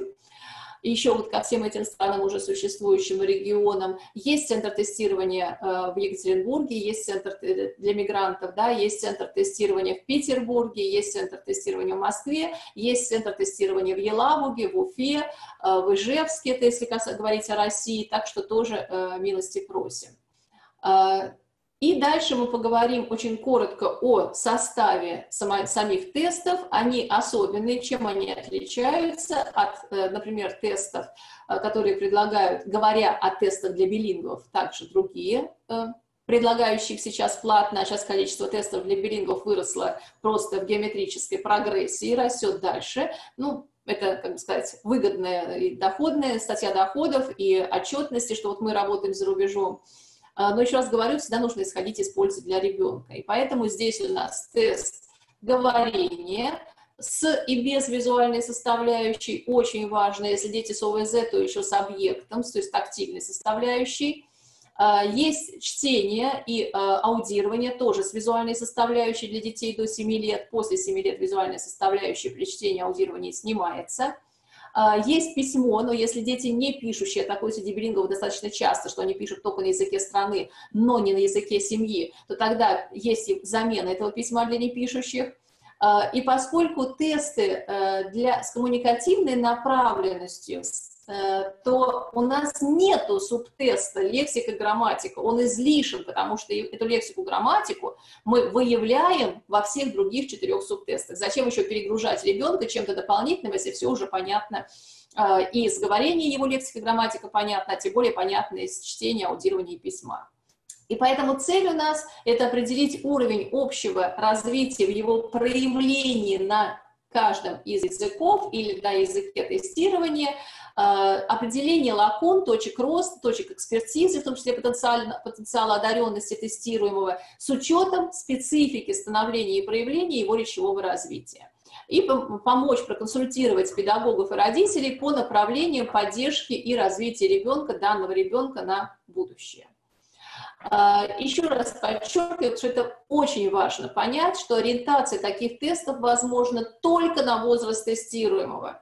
И обязательно учитывать его другой родной язык и культуру страны и региона его проживания. А вот уровни владения определяются на основе прохождения возрастного теста, а не до тестирования. Потому что уровень А1, он может быть достигнут ребенком и в 3 года, и в 10 лет, и в 12 лет. И, например, если мы даем тест ребенку 3 лет, и потом говорим, ну, как бы в отношении носителя, да, то есть вот у вас ребенок 3 лет, как он говорит по-русски, живя вне России. Он говорит так же, как его сверстник, 3-летний ребенок, живущий в России. Тогда это полное как бы соответствие, и тогда мы говорим об уровнях B1, B2, C1, в зависимости там, от процентного состава. Иногда даже C2. И тот же самый ребенок тестируется в возрасте 7 лет, но он уже не соответствует, например, по уровню своему 7-летнему русскоязычному сверстнику в России. Он чуть пониже. Тогда мы говорим, что это, например, уровень, вот у него был до этого уровень B2 в 3 года, да, по соответствию 3-летнему носителю языка, а теперь у него уровень B1, потому что он чуть-чуть меньше, да, то есть уровень владения вот этой вот межкультурной, извините, коммуникативной компетенции на русском языке чуть-чуть ниже, чем у его ровесника. То есть для каждого возраста, вот, причем это все просчитывается математически, это не личное отношение каких-то тестеров или рейтеров, это просчитывается математически, это формулы просчета, они приняты в Европейском Союзе, и они проверены многолетней практикой, сколько процентов соответствует какому как бы уровню, и поэтому субъективное отношение тестера здесь снимается. Итак, градация по уровням происходит по результатам тестирования, а не до него, и это не уровни ТРКИ. Четко совершенно, и это не уровни по иностранным языкам. У нас уровень А1, А2 – это уровень ниже уровня носителя, уровень Б1, Б2 – это уровень примерно равный уровню носителя, и С1, С2 абсолютно равный или чуть выше уровня носителя. Причем в данные тесты включен ряд вопросов, которые опосредованно или непосредственно затрагивают тему выбора языка коммуникации. Почему ребенок выбирает именно этот язык? Или почему он просит, а можно ли сказать на другом языке? И весь тест основан на необходимости выбора языка и окормляющей его этнокультуры. То есть учитываются не только непосредственные ответы детей, но и данные по их реальному коммуникативному поведению в процессе тестирования. То есть очень важно наблюдение. Часть вопросов комплексного диагностического тестирования направлена на выяснение объема словарного запаса тестируемого по ключевым темам возраста. При этом тестируемый получает право выбора, на каком языке он отвечает, перехода на другой язык, если словарного запаса на языке тестирования недостаточно. Поэтому, собственно, нам и нужен ассистент тестера, носитель другого языка, тестируемого как родного, и поэтому тесты существуют как на русском языке с учетом этнолингвой культуры России, так и на другом языке тестируемого с учетом этнолингвой культуры другой его страны. То есть это позволяет определить уровень развития речи и общего развития детей и подростков, учитывая обязательны для них, как для билингвов, явление компенсаторности и позволяет, то есть как бы два языка как единое целое, две этнолингвой культуры как единое целое. И позволяем выбирать язык, этнолингвой культуру, акции и реакции. Выбор языка также может быть обусловлен стремлением говорящего быть понятым всеми окружающими или только непосредственно собеседниками. О том, кто влияет, как решается, какой язык родной, какой не родной, я уже говорила, что русский как иностранный и русский как родной, это, как правило, объективировано, собственно, биографией тестируемого. Изучает он язык как иностранный, потому что в его окружении нету людей, говорящих на этом языке как родном, в семье и так далее. Или он изучает его как родной, потому что и в окружении, и сам он живет в стране, где на этом языке говорят как на родном. Или тогда как вот русский как не родной, русский как другой родной, это очень субъективно, то есть это действительно каждый ребенок, каждый человек решает сам для себя, это его необходимое, сущностное там, для жизни, для самопроявления, для волеизъявления, это необходимый язык, или это язык его родителей, его предков, да, он нужен, да, он интересен, но это не сущностная необходимость. Как давно реализуется и сколько человек протестировано? Это один из самых частых вопросов. Значит, я еще раз повторю, что опыт создания и внедрения такого апробационного с 2006 по 2012 год, а с 2013 года регулярное тестирование в разных странах мира, и на сегодняшний момент уже более 500 протестированных именно по комплексному диагностическому тестированию. При том, что мы каких-то широких рекламных акций по этому поводу не предпринимали, то есть это приходит по сарафанному радио, по необходимости, индивидуально, группами, классами и так далее. Почему, еще один вопрос, который очень часто задается нашими и оппонентами, и тестируемыми, почему материалы комплексных диагностических тестов должны соответствовать паспортному возрасту тестируемых. И вот тут как бы ответ, то есть если вам такие вопросы зададут, вот мы уже даем готовый ответ, почему мы исходим из возраста, а не из уровня. То есть даем не как в тестах по иностранным языкам, вот тест такого уровня сдал, значит, у тебя такой уровень, не сдал, значит, у тебя уровень ниже, ну и так далее. А мы исходим из возраста, мы даем возрастной, соответствующий антогенезу возраста, да, уровню возрастному, тест с лексикой возраста, темами возраста, картинками и так далее, всякими другими интересными фишечками, как говорят мои коллеги и студенты. И дальше уже смотрим, насколько это соответствие возрасту существует, то есть уровень, исходя из соответствия возрасту, определяется. Почему применяется при оценке уровня не система цифр в ее исходном формате, а иные показатели уровня? Потому что система цифр, она для русского языка и вообще других языков, как иностранных, уровни цифр – это вообще система для изучения иностранных языков.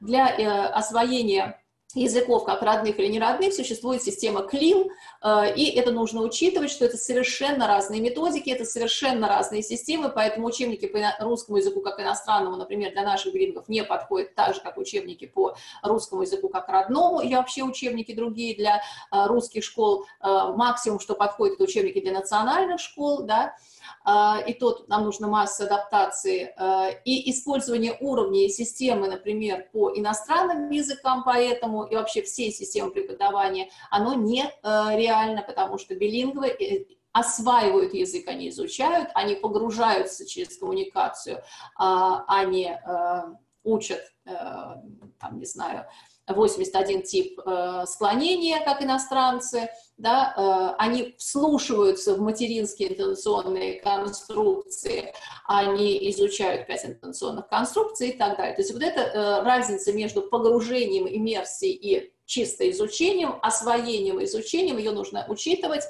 и вот в разнице между цифрой и CLIL она учитывается.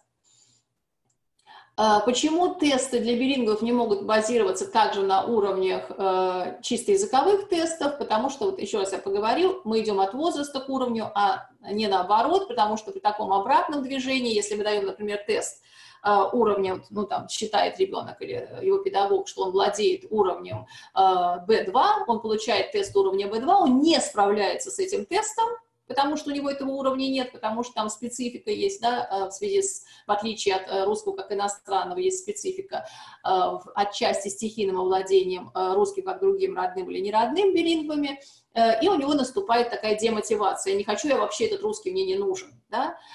Если мы идем от возраста и определяем в результате как бы возрастной уровень, то такой демотивации не происходит. Также мы здесь дали вот такую табличку, инфографику различий между билингвальным и языковым образованием. Еще раз написали, как пишется КЛИЛ, как пишется ЦЕФР. Да, вот все, что с иностранными языками, это языковое образование, билингвы — это билингвальное образование. Ну и, соответственно, вот здесь их особенности. Самое главное, что в билингвальном образовании идет самоопределение через этот язык, через эту этнолингвокультуру. Вообще говорить о языке в билингвальном образовании не совсем правильно. Мы говорим об этнолингвокультуре. А в языковом образовании этого нету.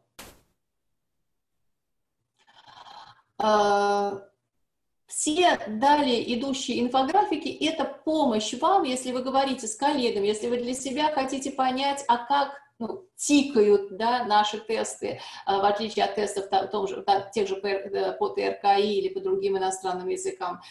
Почему это именно так, а не иначе? Почему именно такая система наблюдения и оценки, это такое оценочное наблюдение? Почему именно такие вопросы, да? Почему важен учет другого родного языка и культуры, да? А не просто, ну вот, если тестируешься по-русскому, то все как в России, да? Почему это не работает с тестами для билингвов, да? Это неправильно.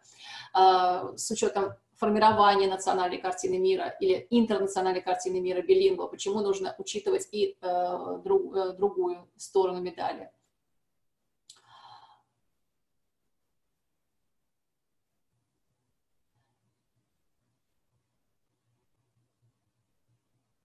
Ну и, наконец, мы разработали описание уровней владения, ну, по-русски все-таки говорят вторым, к сожалению, я уже объяснила, что это неправильный термин, это как бы немножечко унижающий этот язык термин, ставящий его на вторые позиции, которые таковыми часто не являются, да, в быту это первый язык, ну и так далее. Уровни владения другим родным или неродным языком дошкольниками, например, или начальной школы в условиях двуязычия в детском саду. У нас такие уровни описаны для дошкольников и для школы. И вот это те самые уровни, как от А1 к С2, как мы их видим, то, что я рассказывала, и тут же уровни межкультурной компетенции. Они неразрывно связаны вот с уровнями языковыми, потому что мы говорим об этнолингвокультуре. И это все включено в наши тесты. Я обещала показать, как рассчитываются баллы. Баллы рассчитываются на основе вот этой вот шкалы, которая принята в международном сообществе и расписываются так, как принято в России и как это принято в стране проживания ребенка. Здесь показан пример для Германии. Для того, чтобы те документы, которые мы выдаем в результате тестирования, признавались в стране проживания ребенка. То есть помогали ребенку, помогали его педагогу, помогали его родителям там, где ребенок живет, там, где ему предстоит жить дальше, потому что ну, практически никто из наших воспитанников, если они живут за рубежом, они в Россию ехать не собираются. Только если потом когда-нибудь в гости, да, но точно не учиться в школе или не учиться в вузе. И наоборот, если это екатеринбургский вариант для детей-мигрантов, да, или для родных языков национальных, то тогда это учет российской системы, чтобы это помогало в России. Да? То есть это самое важное, чтобы результаты этого тестирования помогали в России или в той стране, где дети живут. Вот это, собственно, растры оценивания, да, то есть не нужно быть гением, достаточно просто внимательно слушать ребенка, наблюдать за ребенком, записывать свои наблюдения, зачем в циферках, вот в циферках, да, их внести сюда, в лист экспертной оценки. Здесь есть растры для проверки, чтобы вам самим ничего не передумывать, да, здесь все, вот это есть и аудирование, и чтение, это тексты возрастные по темам возраста, объему слов возраста, то есть не нужно много, нужно конкретно и интересно, и с учетом национальной картины мира. И говорение здесь такой же растр, и письмо есть растры, вот вы тут видите, причем для каждого возраста это свои растры, для говорения они с 6 до 14 идентичны, а вот в 3, 4, 5 они другие. Для письма они идентичны с 9 до 14, с 10 до 12 там, и так далее. Да? Для аудирования, то есть здесь вы видите, да, 14 лет аудирования, потому что для каждого возраста свой тест, для чтения 12-14 лет, потому что для других возрастов свои тексты. Здесь все четко расписано. Ну и, наконец, почему нужны варианты тестов на других языках ребенка? Потому что мы говорим, еще раз говорю, о компенсаторности, то есть каждый язык взаимодополняет, каждая этнолингвокультура взаимодополняет, и может быть, ребенок не знает, как это по-русски, но знает это на своем другом языке, то есть уровень общего его развития вот с этим явлением компенсаторности, он абсолютно адекватен, да, то есть ребенок развивается нормально, просто он развивается вот в этом межязычном пространстве, ну, взрослые не заботились и не стали развивать каждый из его языков, в рамках каждой из культур, да. То есть не сбалансировано, но он развивается, и с развитием у него все в порядке, проблемы именно в плане выражения в языках.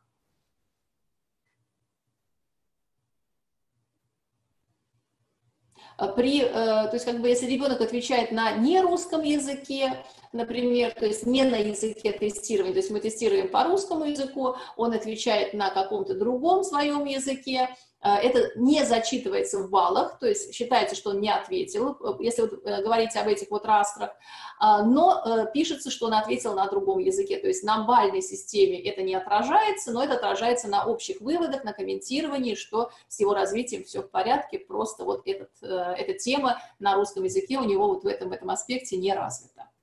Я уже объяснила, что у нас только 4 субтеста, потому что субтест лексика и грамматика абсолютно излишен. Мы все, вот опять-таки, если вы посмотрите на эти растры, мы лексику, грамматику вот здесь вот учитываем во всех растрах, и зачем еще лишний субтест на то, что и так показывают другие 4 субтеста. Это снимает слишком большую продолжительность, это дает возможность ребенку работать столько времени, сколько он может концентрироваться. Субтесты наши дают возможность частой смены видов деятельности, типов заданий внутри одного вида деятельности, именно с той периодичностью, которая оптимальна для данного возраста. Ну и, наконец, у нас есть задания-ловушки на ускоренное выявление проблемных зон в лексике, грамматике, синтаксисе для детей данного возраста с данной этнолингвокультурной комбинацией. Например, перевести с языка на язык или сказать, или написать что-то, ну, как бы, например, немцы всегда говорят «я взял трамвай». Да, потому что они дословно практически переводят с немецкого языка. Или слово, когда мы говорим «расскажи о своей фамилии», они начинают рассказывать о своей семье, вместо того, чтобы рассказать о своей там, фамилии, имя, отчество, вот об этой фамилии. Опять-таки, очень часто в разных языках вот такие вот кальки присутствуют, и смешение кодов присутствует. И вот это позволяет нам понять, насколько что сформировано, насколько системно, насколько последовательно. Вот, собственно, состав тестов по возрастам. Мы видим, что с 3 до 14 лет говорение на основе визуального восприятия присутствует, говорение с учетом сенсорики только с 3 до 5.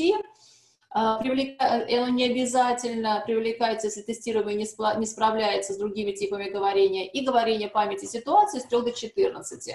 При этом 6 лет предлагается специально выделенный фрагмент, как замена субтеста по письму для непишущих. То есть учтены все варианты и вариации, которые у нас проявлялись во время апробационного тестирования.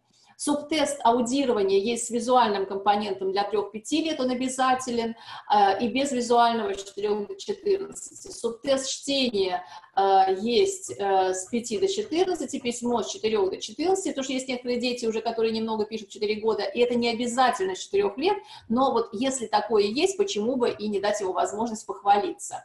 И именно так это мы преподносим ребенку. Хочешь похвалиться, что ты умеешь еще, пожалуйста. Если не хочешь, то вместо письма для детей 3-5 лет мелкая моторика. И я уже проговорила, почему с 3 до 14 лет, потому что школы во Франции, Испании и других странах с 3-4 лет первый кризис билингвизма, а с 14 лет оптимально сдавать страновые тесты для внесения в аттестат, и чтобы они помогали дальше в биографии. И в 14 лет завершается сензитивный период для развития языка и речи, проходит второй кризис билингвизма, и комплексное вот такое вот тестирование диагностическое функционально более не оправдано.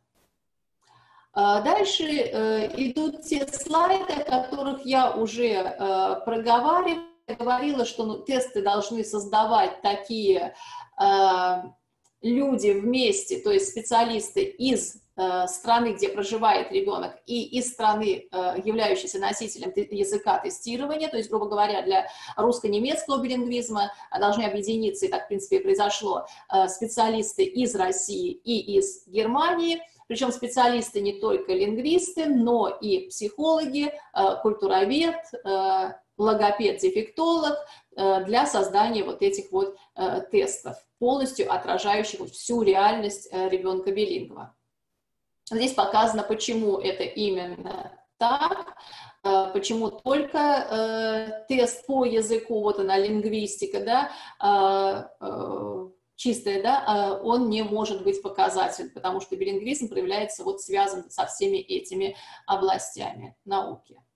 Страновые требования к тестированию необходимо учитывать, чтобы наши тесты признавались, чтобы они принимались в организациях стран, как и происходит, то есть они должны удовлетворять потребностям ребенка, мотивировать, поддерживать его, но, кроме того, еще удовлетворять требованиям страны, чтобы родители, например, могли принести это в детский садик или в школу и сказать, наш ребенок не там гиперактивный, у него нет задержки психического развития, ЗПР и так далее, а он билингв, вот, посмотрите, вот доказательства, он там 45 минут сидел, он вот так все это выполнил, он реагировал, он все делал, просто вы, ну, во время своей регулярной образовательной деятельности, например, говоря учителю, не учитывайте то, что он билингв, а у него есть вот такие особенности. То есть это такой документ, с которым родитель может пойти, ну, грубо говоря, в государственную школу и, ну, доказать свою точку зрения на своего ребенка.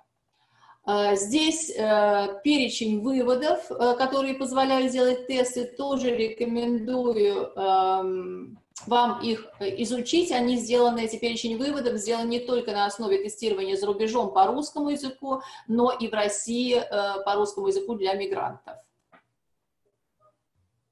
Или в России по татарскому языку для носителей татарского языка в Татарстане.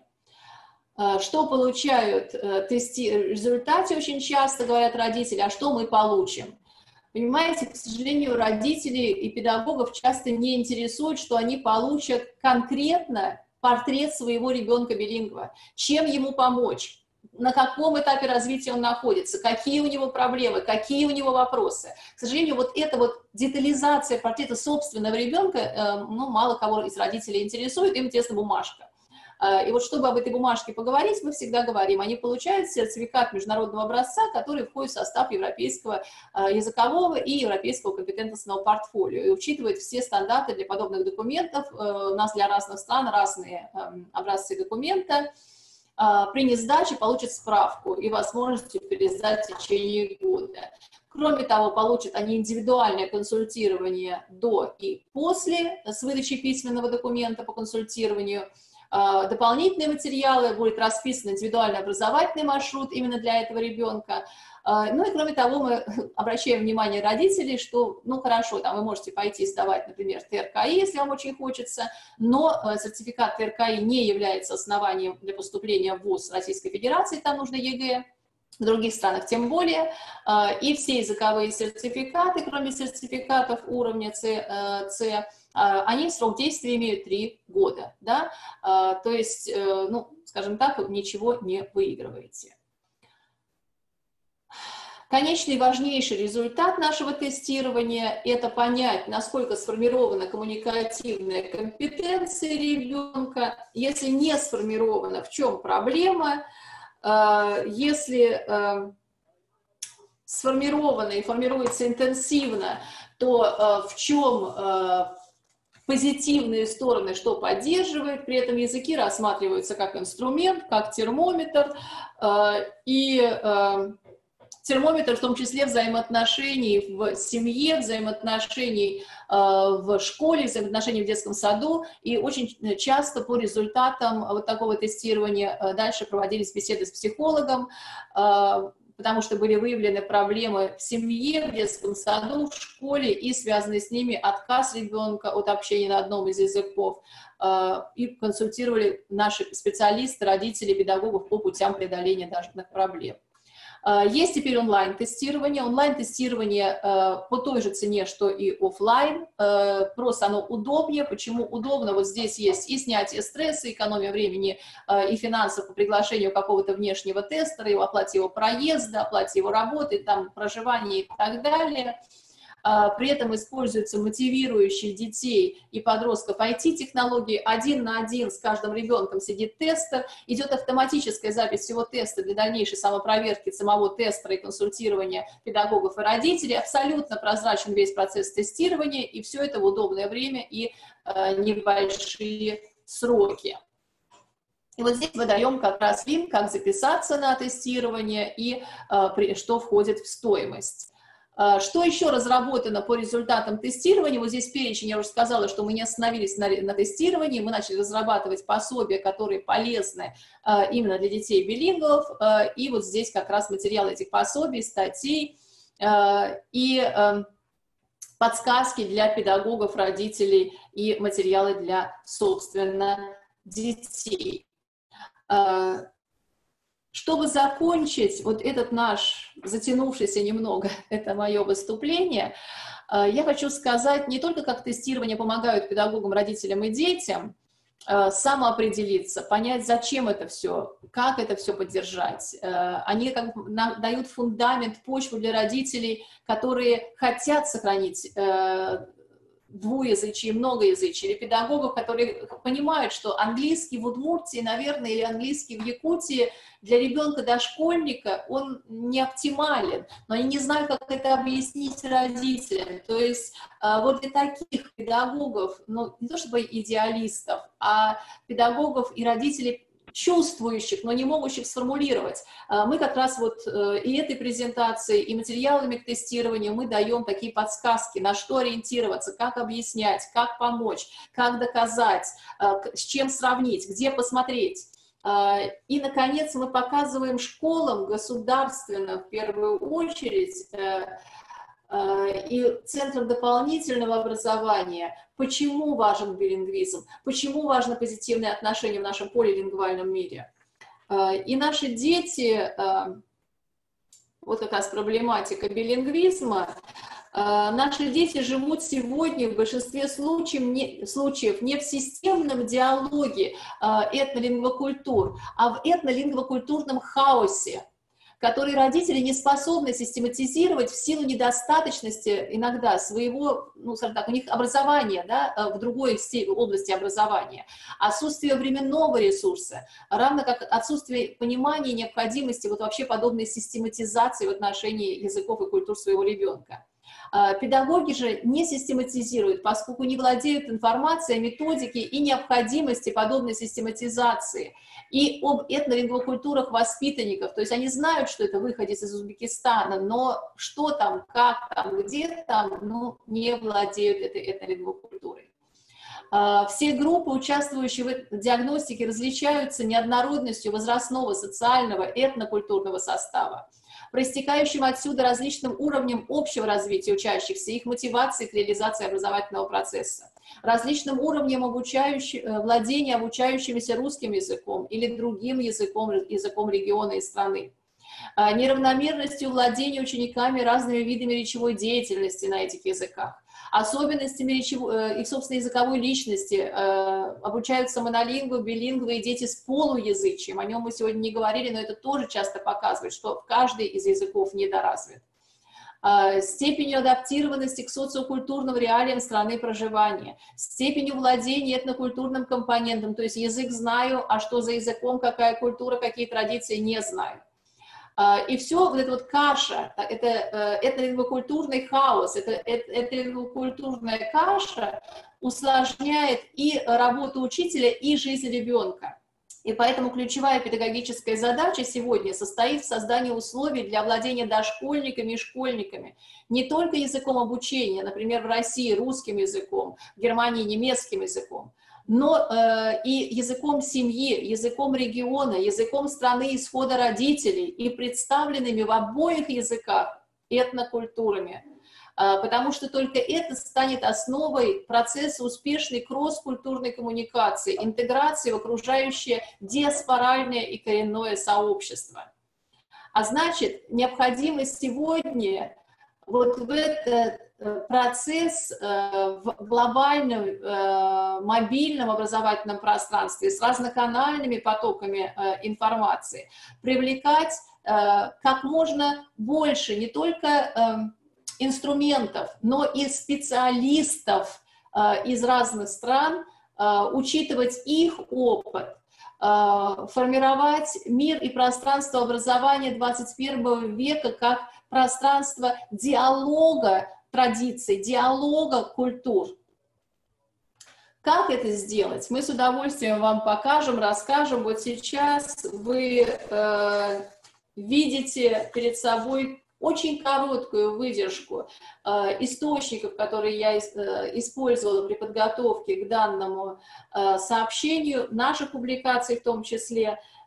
И мы предлагаем вам ключ или ключи к успешности сохранения поликультурного и многоязычного мирового сообщества с малыми языками, с языками глобальными, в связи с их культурами, с традициями образования в разных странах и регионах мира. Мы приглашаем вас к диалогу. Я благодарю вас за внимание. Вы видите наш сайт, вы видите наш mail. Пожалуйста, обращайтесь, с удовольствием продолжим общение, пришлем вам материалы.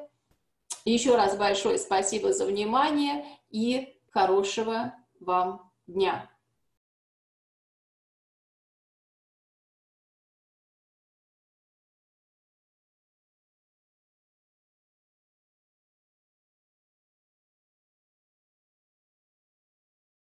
Талиевой Светланы Михайловны, а в 103-й будут звучать доклады по дошкольному образованию. Расходите.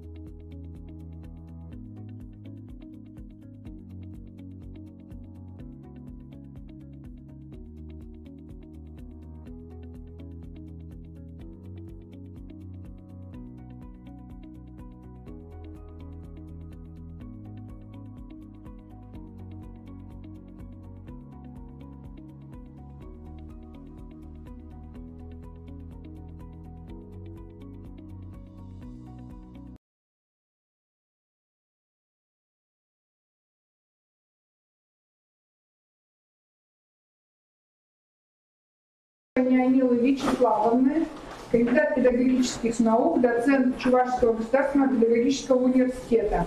Игровые методы обучения дошкольников родному языку в условиях билингвизма. Ну, в общем-то, в Чувашии у нас проблемы единые. И вот на какие интересные формы работы выходят со специалистами, с детьми, мы вот сейчас с вами посмотрим.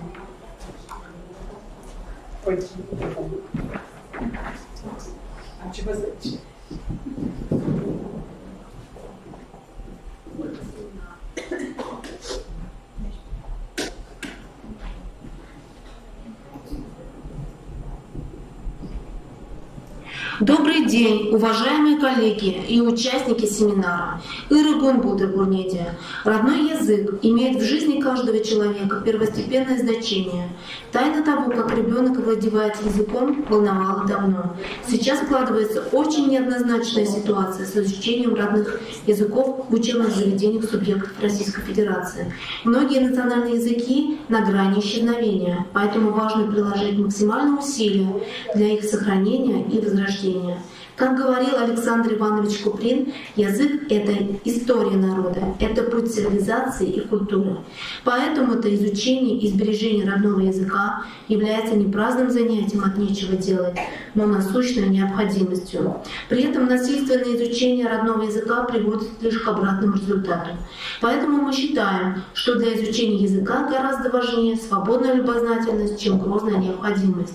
Повышенный интерес к лингвистическому развитию детей дошкольного возраста актуализирует вопросы организации билингвального и полилингвального образования.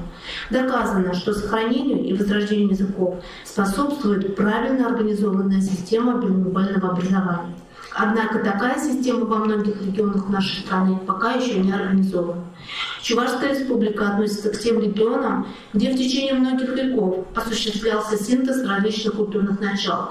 Здесь воплотились наиболее яркие черты пограничной культуры: полиэтничность, поликонфессиональность, веротерпимость, способность к продуктивному диалогу, открытость и прочее. Поэтому региональное своеобразие выступает в данном случае как выражение общенациональной специфики. Более того, в современных условиях эта общенациональная культурная специфика проявляется ярче, чем в крупных городах. По утверждению многих мыслителей и философов, в частности Панарина, провинциальные регионы, подобные нашему, выступают сегодня как хранилище культурной специфики всей страны, всей нации. Следовательно, проблема билингвального образования здесь наиболее актуальна. По результатам исследований, проведенных испанским социолингвистом Алласом и фонд Эктрам, с этим нельзя не согласиться. Сегодня в Чувашии нет организованной языковой политики, реально направленной на формирование двуязычия и обеспечение равенства между двумя официальными языками, хотя имеются достаточно объективные нормативные законодательные акты. Образование всегда было и остается одной из фундаментальных сфер языковой политики. Практически во всех исследованиях по билингвальному образованию утверждается важность обучения на родных языках или на языках меньшинств. Как показывает практика, обучение чувашскому и русскому языкам происходит в разных направлениях. По статистическим данным Минобразования Чувашии в нашей республике используются два типа билингвального обучения. Эти типы впервые были выделены Бейкер. Итак, первым типом является так называемый мейнстрим обучения. Здесь происходит использование доминирующего языка для носителей национальных языков. И вторым типом обучения выступают так называемые переходные программы, когда учащиеся, представители меньшинств, временно, непродолжительное время учатся на родном языке. Когда они достаточно владеют языком большинства, то переходят на обучение по первому типу. Главным недостатком является ассимиляция с доминирующим языком, а не сохранение родных языков. Отмечается тенденция к сохранению и снижению роли чувашского языка в коммуникативной деятельности. Помимо этого намечается повышенный интерес к изучению иностранного языка, особенно английского, с дошкольного возраста. Поэтому во многих детских садах открываются билингвальные группы с изучением английского. Мы, конечно же, рады тому, что родители задумываются об успешном будущем своих детей. Несомненно и то, что знание иностранного языка в этом играет важную роль. Однако нельзя это делать в ущерб своему родному языку и культуре. Наши наблюдения показывают, что полностью русскоязычное обучение является главным фактором уменьшения использования чувашского языка. К сожалению, приобретает широкую популярность среди родителей и взрослого населения республики убеждения в неперспективности образования на чувашском языке. В умах людей доминирует чувство низкой инструментальной ценности чувашского языка и мнение о том, что чувашский язык подходит только для бытового общения. Несмотря на проводимые в республике мероприятия по обучению детей родному языку, многие вопросы остаются нерешенными, которые составляют перспективу наших будущих действий. Итак, на сегодняшний день отсутствует модель чувашеязычного образования в городах, модель билингвального образовательного учреждения на чувашском и русском языках, эффективная и полноценная билингвальная среда в образовательных учреждениях, четкая система использования современных методов маркетинга для продвижения чувашского языка. В нашей республике обучение чувашскому языку, как неродному в городских дошкольных учреждениях, начинается со среднего возраста. Честь и хвала тем воспитателям, носителям родного языка, которые самостоятельно разрабатывают рабочие программы обучения дошкольников чувашскому языку, дидактические пособия, методические разработки к ней. В основу нашей деятельности легли многие научно-практические исследования ведущих специалистов как нашей страны, так и зарубежья, которые представлены на слайде. По проблеме обучения детей чувашскому языку в дошкольных учреждениях на данном этапе есть отдельные научно-методические разработки, где затрагиваются вопросы развития чувашской речи. Однако в них недостаточно четко обобщены методические аспекты развития некоторых аспектов чувашского языка. Анализ научно-методической базы по проблеме исследований подтверждает, что имеются отдельные разработки Тамары Васильевны Артемьевой, Геннадия Александровича Анисимова, Светланы Георгиевны Михайловой и многих других. Главным постулатом в деле обучения родному языку является высказывание Михайлова, что в процессе обучения родному языку дети должны как можно больше слышать родную речь, которая должна исходить прежде всего от окружающих взрослых, а затем от самих детей. Речь взрослого – основное наглядное пособие в обучении родной речи. Несмотря на все имеющиеся разработки, возникает противоречие между потребностью в развитии активной билингвальной личности с раннего возраста и недостаточной разработанностью методических пособий для формирования у детей дошкольного возраста речевых навыков на чувашском языке, между реальным уровнем развития у русскоязычных дошкольников навыков на чувашском языке и требованиями качества владения ими вторым языком. Формирование и совершенствование у детей дошкольного возраста речевых навыков на чувашском языке будет эффективным, если этот процесс будет строиться, во-первых, поэтапно, с учетом сопоставительного изучения двух контактирующих языков, во-вторых, через внедрение технологий edutainment, в-третьих, через организацию разнообразных культурных практик в повседневной жизни дошкольников и привлечение родителей. При построении системы работы по обучению родному языку важно помнить о таком сложном явлении, как интерференция, которая возникает у билингва. Интерференция является главной причиной, обуславливающей возникновение в речи различных отклонений от языковой нормы. В соответствии с задачами повышения качества обучения родному языку детей можно условно выделить 4 блока. Языковой блок, языковедческий или лингвистический блок, коммуникативный блок и культуроведческий. Каждый из этих блоков соотносится с определенным блоком задач и способом обучения родному языку. В качестве инновационной системы обучения родному языку, по нашему мнению, может стать технология edutainment. Копсева считает, что edutainment – это технология обучения, рассматриваемая как совокупность современных технических и дидактических средств обучения, которая основана на концепции обучения через развлечения, смысл которой заключается в том, что знания должны передаваться в понятной, простой и интересной форме, а также в комфортных условиях. Важно представить родной язык так, чтобы ее можно было легко усвоить. Специфичность данной технологии обучения родному языку обуславливается наличием следующих признаков. Во-первых, акцент на увлечение. Во-вторых, акцент на развлечение. В-третьих, игровой подход. И в-четвертых, акцент на современность. Следовательно, edutainment – особый тип обучения, который основывается на развлечении и формировании первичного интереса к предмету с получением удовольствия от процесса обучения и стойким интересом к процессу обучения. что основной целью edutainment является передача знаний, взглядов, опыта или навыков. Однако для успешной передачи, получения и усвоения родного языка необходимо вызвать интерес детей, побудить принять активное участие в процессе освоения родного языка. И во время самого процесса обучения родному языку необходимо доставить детям удовольствие, полностью занять их и отвлечь от сторонних мыслей или переживаний. Следовательно, edutainment — это не просто обучение и развлечение, это привлечение, обучение и увлечение при помощи разнообразных средств обучения с учетом определенных психологических потребностей учащихся. Стоит отметить, что термин edutainment шире, нежели просто игра, так как игра в данной технологии является лишь одним из многих элементов увлекательных способов передачи знаний. Данный термин охватывает все, что может обучить и информирует в ненавязчивой, интересной форме. С целью поддержки творческих инициатив педагогов дошкольного образования, обмена и распространения передового педагогического опыта билингвального образования детей, профориентации студентов, совершенствования профессионального мастерства, выявления творческих и талантливых педагогов, оригинальных замыслов, перспективных инициатив, инновационной практики обучения языкам, билингвального развития и воспитания детей, публичного признания личного вклада участников конкурса, решение стратегических целей языкового образования детей. Мы ежегодно проводим конкурсы педагогического мастерства. Так, в рамках Всероссийского фестиваля науки в стенах факультета дошкольной коррекционной педагогики и психологии проводится ежегодный республиканский конкурс педагогического мастерства и игровые технологии билингвального образования дошкольников. Конкурс педагогических идей «Билингвальная игротека».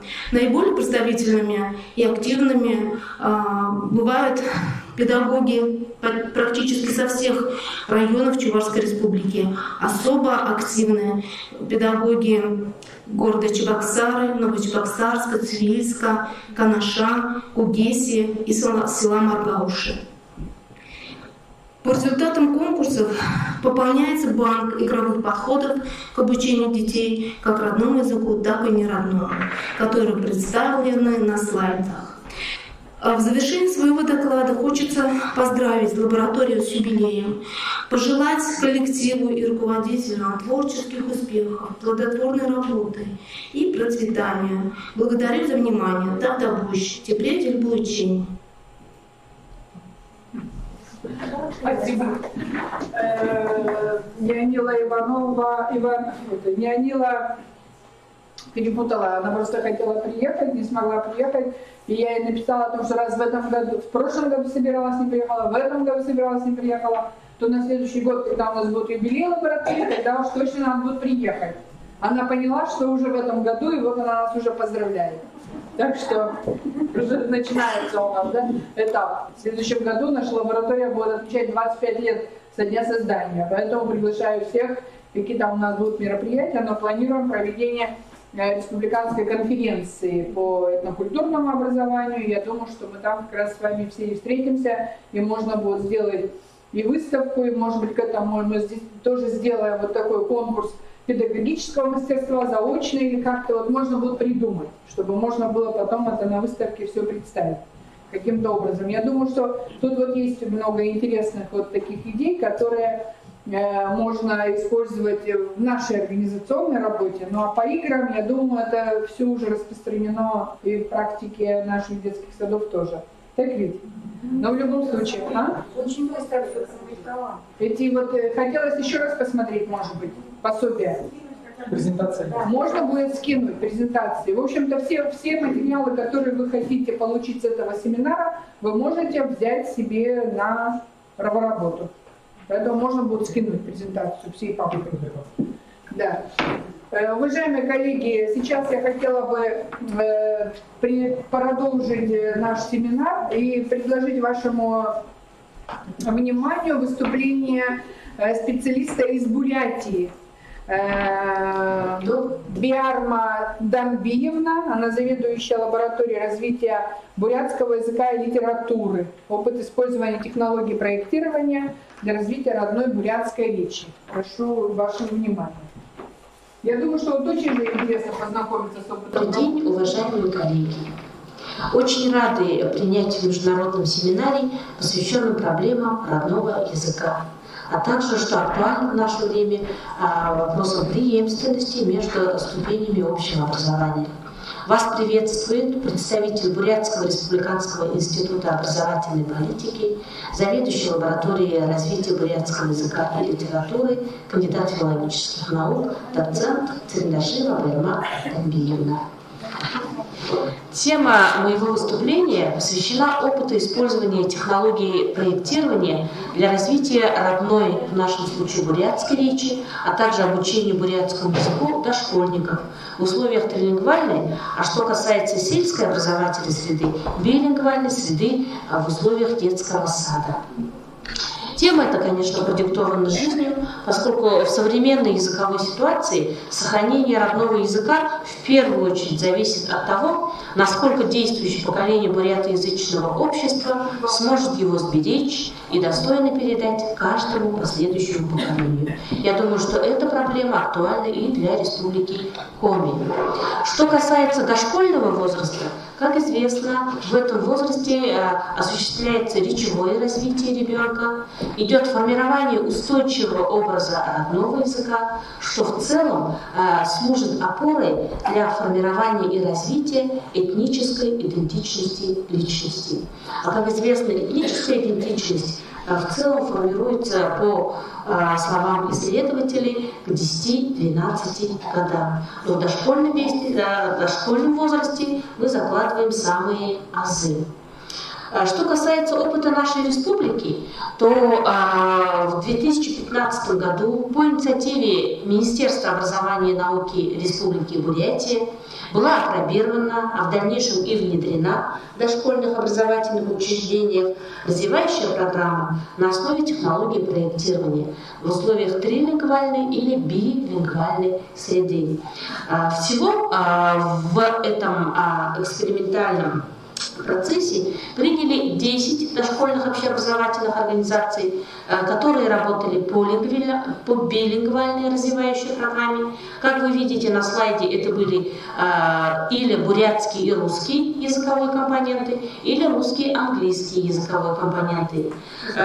Также 5 дошкольных общеобразовательных организаций участвовали по трилингвальной развивающей программе, которая включала бурятский, русский и английский языковой компоненты. В самом начале эксперимента дошкольных организаций, которые работают по трилингвальной среде, было не так много, но за последние 2 года их в целом стало 5 организаций.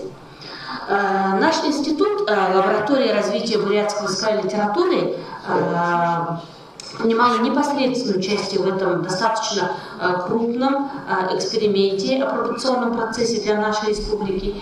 И мы вообще для всех детсадов, которые работали по англоязычной развивающей среде, была предложена образовательная технология Галины Доли Key to Learning по английскому языку, которая опробирована и в европейских государствах, европейской общеобразовательной среде, а также в странах Азии. И мы предложили с нашей стороны для наполнения бурятского языкового компонента учебно-методический комплекс по бурятскому языку для дошкольников Амарманды, который лег в основу бурятского языкового компонента. Базовой площадкой нашей лаборатории при апробации и внедрении компонента бурятской языковой среды стал располагающийся вот недалеко от нашего института детский сад номер 35 «Алые паруса». При этом я бы хотела обратить внимание, что заведующей этого детского сада является Клёнина Наталья Владимировна. Хотя человек не является носителем бурятского языка, тем не менее она является настоящим патриотом и вот человеком, который, в отличие от многих руководителей дошкольных общеобразовательных организаций, уделяет огромное внимание развитию родной речи детей, а также такому компоненту, как полилингвальная образовательная среда. Поэтому надо сказать, что во многом успех данного апробационного процесса и в определенной степени зависит от заведующего детского сада. Значит, какие проблемы были на нашем пути? Самая большая проблема, это, конечно, было встраивание в содержание программы вариативной части двух наших компонентов. Это Кейту Ленинг, дарение доли, и Умка Агроманде. Поскольку, как известно, каждый детский сад, он разрабатывает собственную образовательную программу, и вот место нужно было найти, конечно, для двух языков. Значит, кратко я бы хотела сказать, что технология трилингвального обучения, конечно, она, так же, как и любая образовательная программа, предполагает обязательную и вариативную часть. Обязательная часть, она предполагает 60% программы, и вариативная 40%. В ней по 20% это бурятский язык 20% и английский язык 20%. Если же говорить о практическом применении, то ежедневно дети по 3 часа в день погружаются не только в язык, но и в культуру другого народа. Самая большая трудность для методистов, конечно, это процесс планирования образовательного процесса с учетом дошкольного образования, а также построения эффективной системы одновременного обучения нескольким языкам, то есть организация самой трилингвальной среды развития обучающихся в детском саду. Хочу обратить внимание, на что мы делали акценты в конечном счете, каким образом вводились языки. Во-первых, обращаем внимание постепенное и дозированное введение в жизнь воспитанников бурятского и английского языка. То есть ни в коем случае не так, что как бросает котят в воду, и каждый выплывает как может. Нет, конечно. То есть это было постепенное, запланированное, наращиваемое и дозированное введение языков в жизнь детей. Итак, в каких это моментах? Во-первых, при встрече детей утром, при прощании вечером, а также в режимных моментах, начиная с утренней зарядки, приема пищи, а также и на прогулке. Кроме того, языковые компоненты, они, конечно, вводились во время учебных занятий, таких как конструирование, эксперимент, изом, лепка, аппликация и непосредственно занятия по бурятскому и английскому языку, и многое другое. Надо сказать, что во всех этих моментах языком общения являются бурятский и английский языки. Вот здесь на слайдах вы видите то, как в детском саду «Алые паруса», что было создано, какие продукты во время реализации трилингвальной среды. Вы видите, что и во время проекта, и эксперимента, и игра, вот все познавательное, речевое и общее развитие ребенка, оно осуществлялось совместно с введением языка. То есть развитие шло на бурятском, на английском языке. Здесь вы видите игровая деятельность также. Вот был такой проект «Прояви себя», где также общение между детьми осуществляется на бурятском или на английском языках. Театрализация – это одно из самых главных направлений нашей трилингвальной развивающей среды, особенно касающейся участия бурятского языка. Вот здесь мы видим наш педагог Бальжурова Людмила Елизаровна. Она во время собрания с родителями также проводит небольшое занятие, которое показывает, чему и как учатся дети на занятиях по бурятскому языку или в рамках бурятской языковой среды. Здесь мы видим, как она на прогулке с детьми проводит различные наблюдения, и общение идет, конечно, исключительно на бурятском языке. Здесь мы видим в режимных моментах, дети собираются на прогулку, по всей видимости. Здесь мы видим физкульт-минутку, как дети на бурятском языке проводят зарядку. Я могу сказать, что я была свидетелем, когда дети на 3 языках самостоятельно могут проводить утренние зарядки. Один день на английском, второй день на бурятском, а 3-й день на русском. И это вот было как один из результатов вот этой трилингвальной развивающей среды. В конечном счете, к чему мы пришли, конечно, это вот модель дня, которая была разработана в детском саду «Алые паруса». Вы видите, вот детское взрослое сообщество и родители принимают активное участие в создании этой среды. С бурятской стороны мы видим Умка Марманде, который состоит из нескольких книжек, посвященных различным сказочным сюжетам, а также темам, которые важны для этого возраста, и характерны для бурятской культуры. С другой стороны, мы видим модули программы K2Learning. И вы видите, что вот весь уклад жизни дошкольной образовательной организации, общеобразовательной организации, он полностью проникнут двумя, на самом деле и тремя языками. Далее, один из самых важных принципов создания модели дня – это последовательность ведения речевого, языкового и познавательного материала. При планировании образовательного процесса велась совместная работа. Совместные усилия и педагогов по бурятскому, по английскому языкам, воспитателя группы, старшего воспитателя осуществлялось распределение материала на определенное количество учебных занятий по бурятскому, английскому и русскому компоненту, которые вводились параллельно. То есть необходимо было планировать материал на месяц, на неделю, на день. Но на самом деле, конечно, это в самом начале эксперимента, а в дальнейшем у педагогов, у педагогического коллектива появился уже приблизительно годовой план, когда у них материал уже распределялся на самом деле практически на весь год. При этом надо обратить внимание, что для бурятского английского компонента первоначальным этапом являлось введение и тренировка языкового и речевого материала, тогда как для русскоязычной среды развития актуальным было познавательное развитие. Объединяющим фактором для трех языковых компонентов, как правило, являлось итоговое мероприятие, до сих пор оно является, которое проходит с определенной периодичностью и позволяет фиксировать уровень достижения обучающихся в освоении языков. В качестве примера я бы хотела привести, что детьми в детском саду был проведен концерт, на котором ими были представлены 3 итоговые сказки, являющимися или представляющие собой 3 различных вида вербализации и художественного представления одной сказки «Ловом пошелка», то есть 3 поросенка, на 3 языках, на бурятском, русском и английском. При этом представление сказки было в виде драматизации сказки, в виде художественного представления с использованием зрительно-пространственной модели, а также представление кукольного театра. Особо надо обратить внимание на то, что при реализации трилингвальной или билингвальной среды необходимо взаимодействие педагогического коллектива с семьями дошкольников, с родителями, с бабушками, с дедушками. И каким образом оно осуществляется? В первую очередь через организацию совместной деятельности. То есть в садике действует студия Бамбахе, где может идти общение на бурятском языке.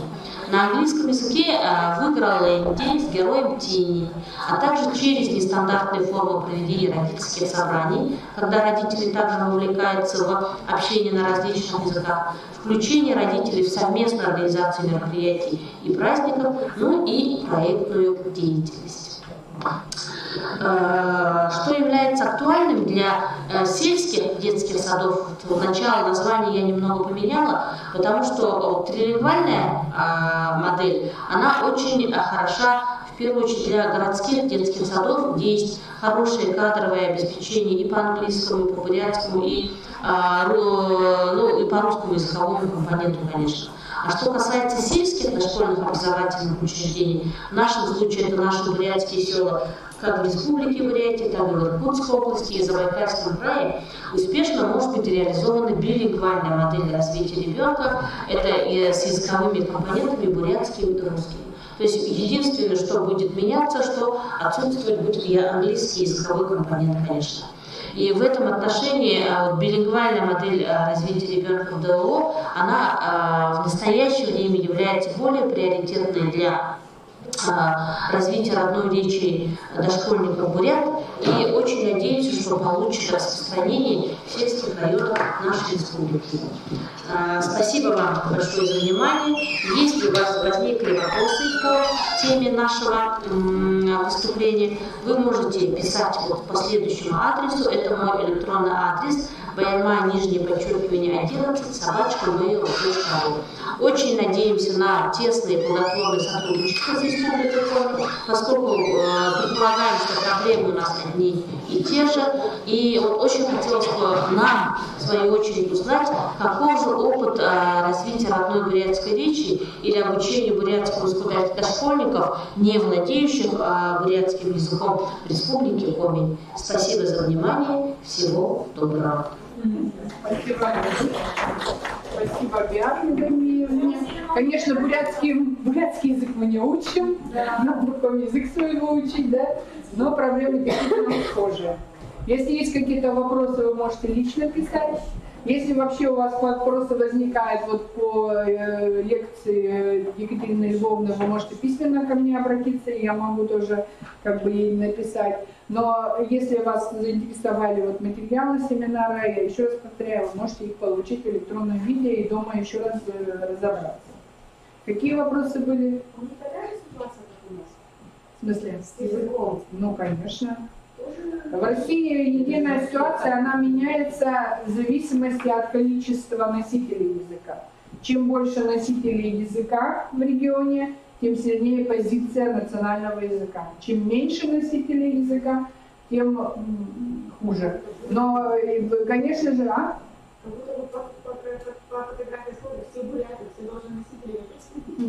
не обязательно. Некоторые буряты не владеют языком, если они проживают в городе. И хотя на лицо бурят, а языком не владеет. И вот в Москве многие проживающие, например, как будто и буряты, и внешне написано вот как бы вот такой национальный, да, признак. Однако, к сожалению, проблема она существует. Вот. Итак, уважаемые коллеги, сейчас последнее выступление. Что? Ой, подождите сейчас. Я еще хочу предварить. Уважаемые коллеги, сейчас выступление предлагается из Карелии. Выступать будет Наталья Антонова. Вы ее замечательно знаете, те, которые участвовали в проекте «Финно-угорские языки и культуры» в дошкольном образовании. И, в общем-то, предлагается выступление из двух частей. Во-первых, мы предлагаем, вообще она предлагает, конечно, Наталья Антонова предлагает посмотреть небольшой ролик о том, каким образом организовано языковое гнездо на карельском языке. И вторая часть – это ее выступление уже по сегодняшней ситуации в работе этого такого детского сада. Пожалуйста.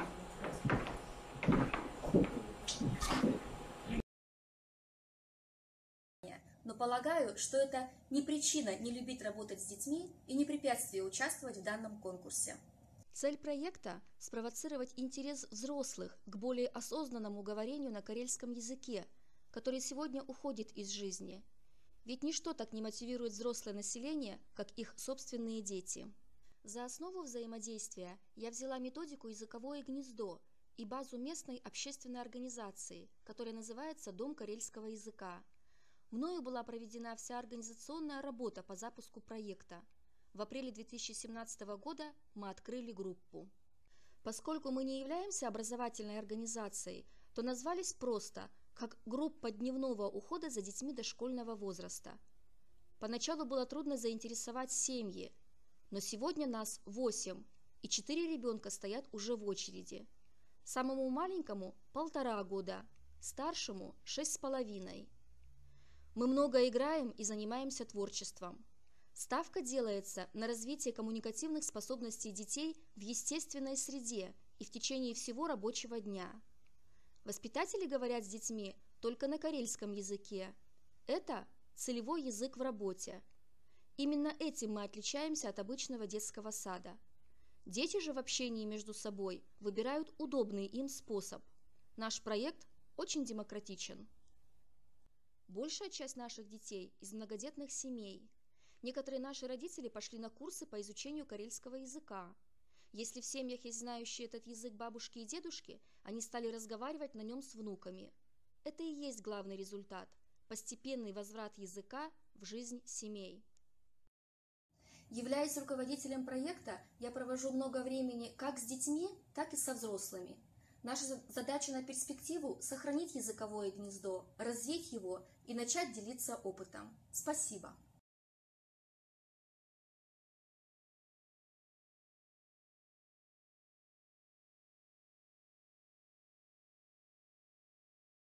В 2015 году И он был предназначен для участия в конкурсе Льва Семеновича Выгодского. Но для того, чтобы мы имели представление о том, что такое корейское языковое гнездо, Наталья Антонова попросила ролик показать. Ну а сейчас уже ее выступление для нашего семинара.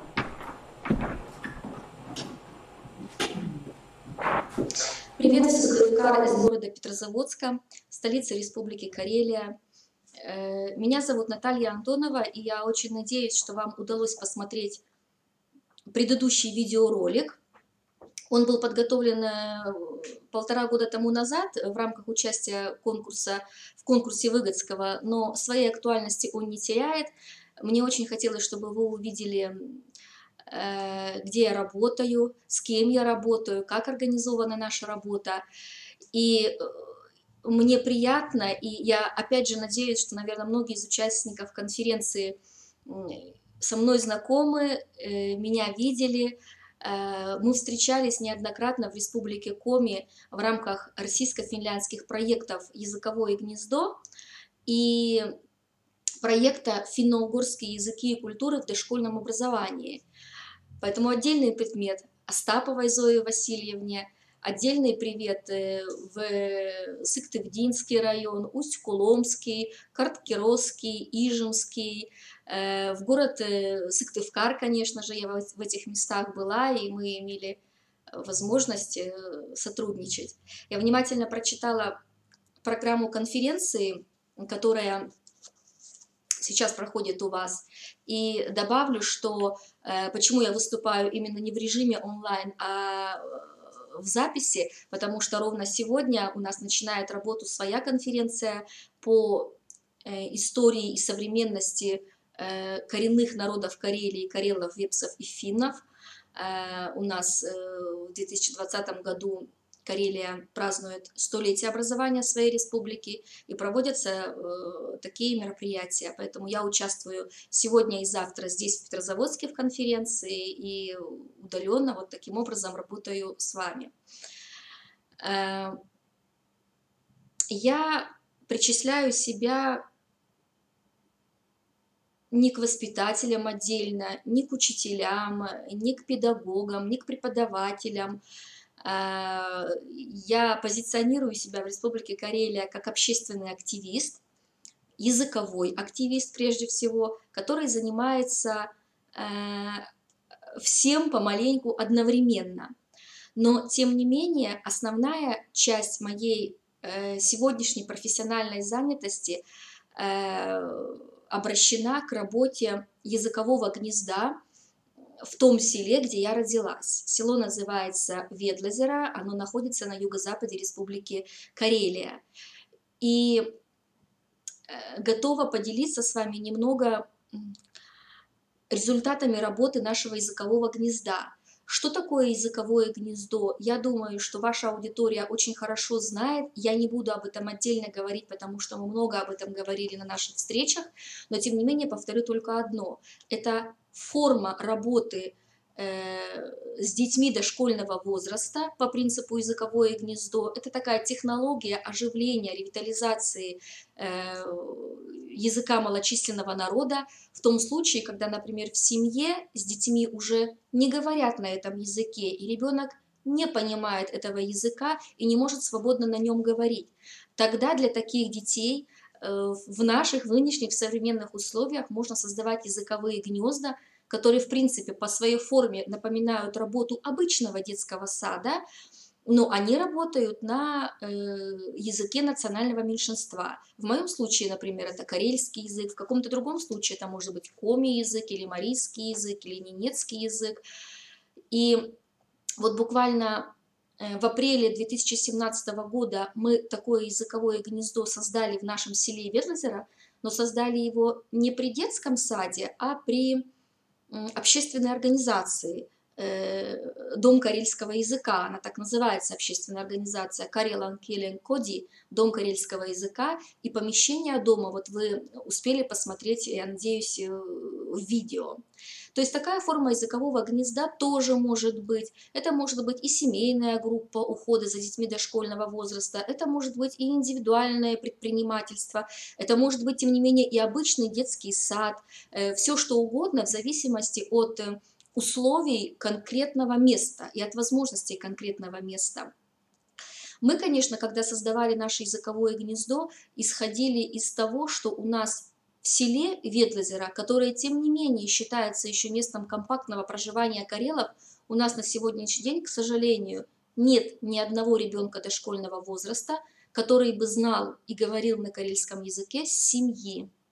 И у нас нет ни одного молодого человека до 20 лет, который бы также этот язык знал. То есть я привожу этот пример только для того, чтобы вы понимали, насколько катастрофическая ситуация с карельским языком и насколько быстро этот карельский язык может исчезнуть. Конечно, ситуацию карельского языка сравнивать с коми-языком, ну, в данном случае неуместно, хотя, в принципе, какие-то общие позиции, я думаю, наверняка быть могут. Нас в Республике Карелия около 46 тысяч человек. Мы составляем 7% от всего населения Республики Карелия.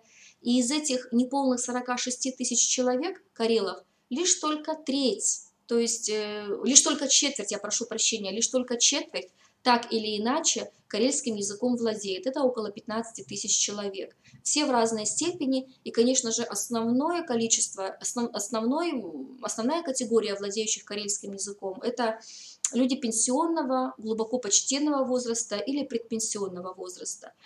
Поэтому на сегодняшний день языковое гнездо мы действительно считаем очень существенной технологией и очень эффективным методом возврата языка в местное сообщество и оживления этого языка. У нас на сегодняшний день языковое гнездо посещает 9 детей, 3 из которых уже пошли в 1 класс. И для этих 3 детей, например, мы в нашей общественной организации создали Илдупевикерго, это значит группа продленного дня.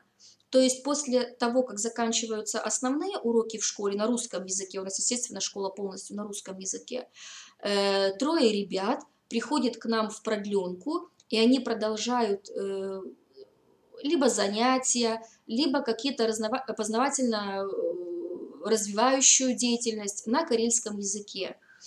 То есть с детьми проводят занятия по грамоте, например, по обучению письму и чтению на карельском языке. Эти дети также играют с детьми, которые находятся в языковом гнезде. Им предлагается питание, отдых, прогулка, какие-то такие массовые культурные мероприятия. И вся эта деятельность складывается у нас образом так, что дети из языкового гнезда и дети из продленки между собой взаимодействуют. Что же касается языкового гнезда, то на сегодняшний день у нас в нем 6 детей от 1,5 до 6 лет возраста. То есть это разновозрастная группа. Это очень, конечно, продуктивно и эффективно, но с другой стороны, как профильные специалисты, понимаете, что очень тяжело организовать работу для разновозрастной группы детей. Мы работаем без реализации образовательной программы, и в принципе мы на это имеем право. То есть такая группа дневного пребывания детей, она может существовать как и с возможностью реализовывать образовательную программу, так и без реализации образовательной программы. То есть все это имеет место быть. Мы выбрали для себя такой вариант, потому что на сегодняшний день нет лицензированной образовательной программы «Языковое гнездо», и, во-вторых, у нас, как у общественной организации, нет права на ведение лицензированной образовательной работы. Поэтому мы выбрали для себя именно такой вариант. Группа дневного ухода за детьми дошкольного возраста по методике «Языковое гнездо». Вот так мы называемся. Няпукат, что в переводе с карельского «крошки». И работаем вот ровно в таком ключе. Что я могу сказать о нашем содержании работы или даже о результатах? У меня здесь очень мало времени, и я приглашаю вас вступить в группу ВКонтакте, которая называется «Языковое гнездо села Ветлозеро». Там вы увидите много на наш взгляд, такой интересной, содержательной информации о нашей текущей деятельности, о содержании нашей работы, как мы работаем.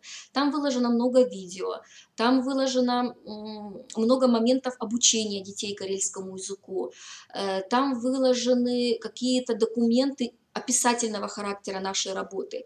Я могу сегодня говорить вам, вот подытожу свой разговор, больше о результатах нашей работы. Конечно же, языковое гнездо не выдвигает каких-то определенных таких буквальных требований к детям. Наш основной результат и наша основная цель, чтобы дети хорошо ориентировались в бытовой речи на карельском языке и к основной отнесенной им информации. Конечно же, мы поддерживаем в нашем языковом гнезде принципы двуязычия. Это значит то, что по методике языкового гнезда воспитатели разговаривают с детьми на карельском языке, не переходя ни в каком случае на русский язык. Но дети же выбирают в общении между собой и в общении с воспитателями наиболее удобный им язык. Понятно, что наиболее сильный для них язык на сегодняшний день – это русский, потому что это язык большинства, это язык медийного и социального окружения. Карельский язык у них не такой, естественно же, сильный, как русский язык, но тем не менее мы в языковом гнезде нацелены на то, чтобы дети начали понимать хотя бы устную речь и начали бы реагировать на устную речь на карельском языке. То есть воспитатели обращаются к детям на карельском языке, дети выбирают в общении между собой удобный им язык. И на сегодняшний день наши результаты ровно таковы, что дети очень хорошо ориентируются в той речи, которая направлена на них от воспитателя. Они могут короткими фразами на карельском языке отвечать уже воспитателям. Они очень любят этот язык и любят эту среду, в которой они находятся в доме карельского языка. И мы начинаем уже различать, что, предположим, естественно, мы не сравниваем языковые результаты у людей, мы на это не имеем никакого права и мы не нацелены на это. Но тем не менее мы замечаем такие особенности, что дети, например, которые уже постарше, они хорошо ориентируются в таких формах в карельском языке, как единственное число и множественное число, как, например, правильное уместное использование падежа генетива. Например, «я пойду с тем-то». Да? Это другой падеж, это не генетив, а генетив отвечает на вопрос «чей?». Например, это моя игрушка, это мой предмет, то есть ребенок уже может поставить это слово в правильный падеж. Некоторыми другими падежами дети ориентируются. Мы стали уже последний год замечать, всего лишь мы 3-й год существуем, но вот буквально прошли вот эти 2 года, мы замечаем, что дети уже могут даже поставить глагол либо в настоящее время, либо в прошедшее время. То есть для нас как бы это очень важно, и мы активно следим за тем, как речь детей развивается. То есть, резюмируя мое выступление и подводя итоги, я хочу сказать о том, что на сегодня в условиях двуязычия, мне кажется, нам, финно-угорским народам, нужно объединяться именно в моментах подачи нашего языка, такой очень креативной и эффективной подачи нашего языка.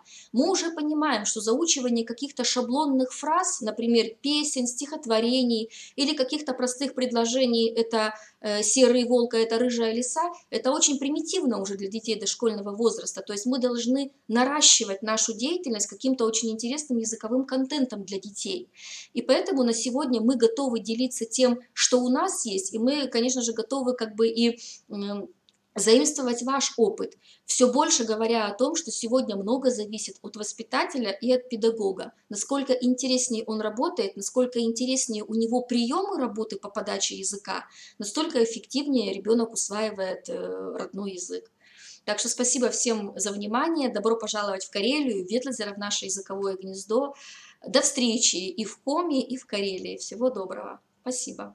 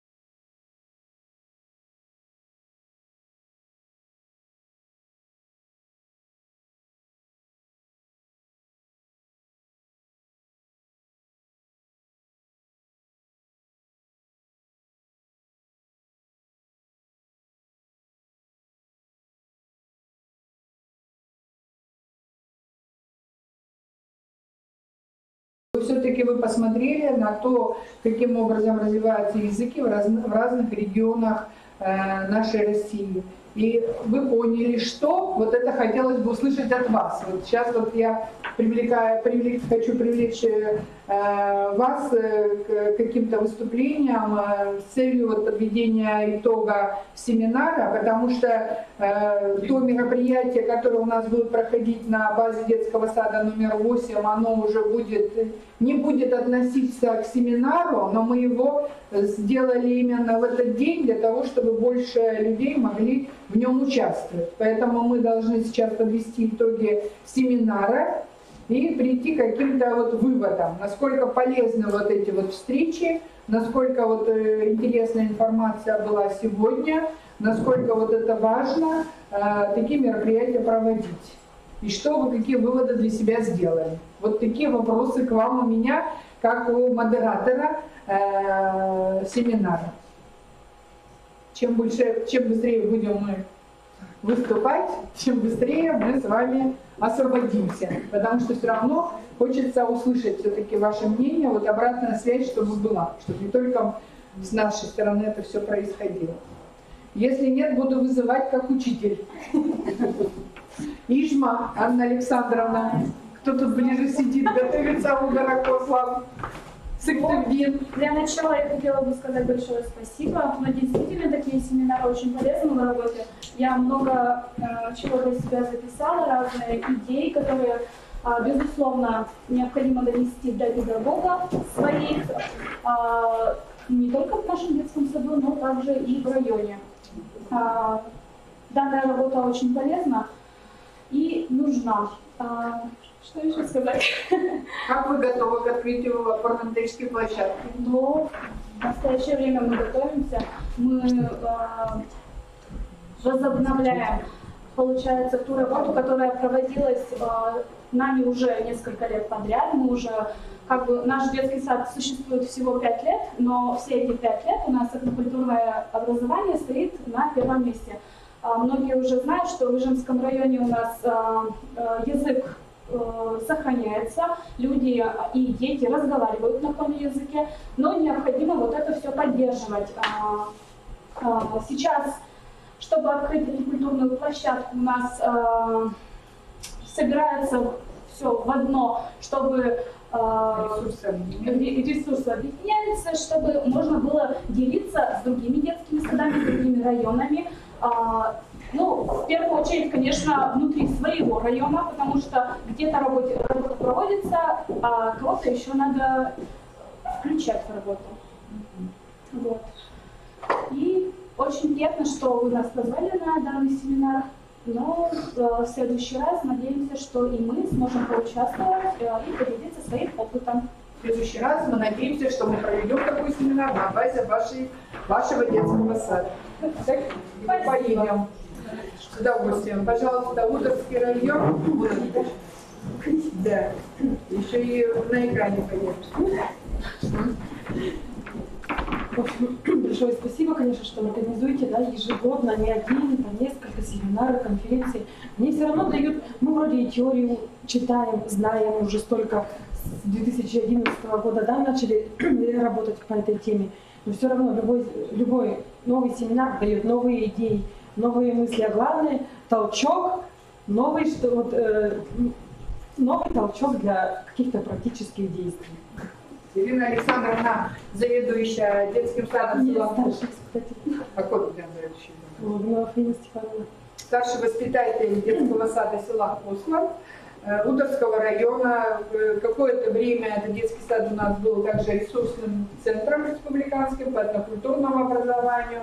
И, в общем-то, Наталья Валерьевна Тимушева на первом конкурсе «Конвиладыш» заняла первое место как воспитатель. В общем-то, есть большие уже начинания и достижения. И очень здорово, что действительно результат этого детского сада уже переходят в школу, и детки начинают учить коми-язык как родной. Пусть это небольшие группы, но такие есть. Пожалуйста, Дина Ивановна Жукрова, языковой активист. Языковой активист. Дело в том, что я сейчас давайте выйду.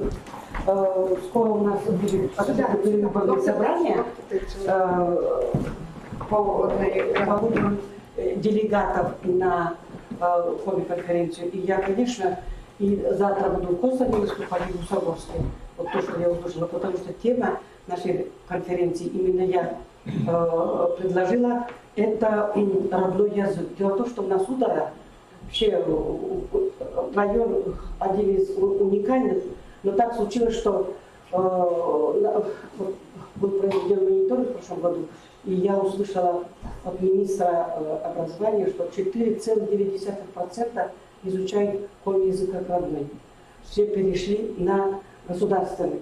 И когда я это узнала, меня, конечно, это очень озадачило, и я уже вот весь год работаю над этой проблемой, напросилась к главе района, провели расширенное заседание и приняли такое решение, что в Усогорске у нас 5000 поселок городского типа. Мы с этого учебного года хотим открыть как раз первый класс с углубленным, то есть как коми-язык как родной с первого.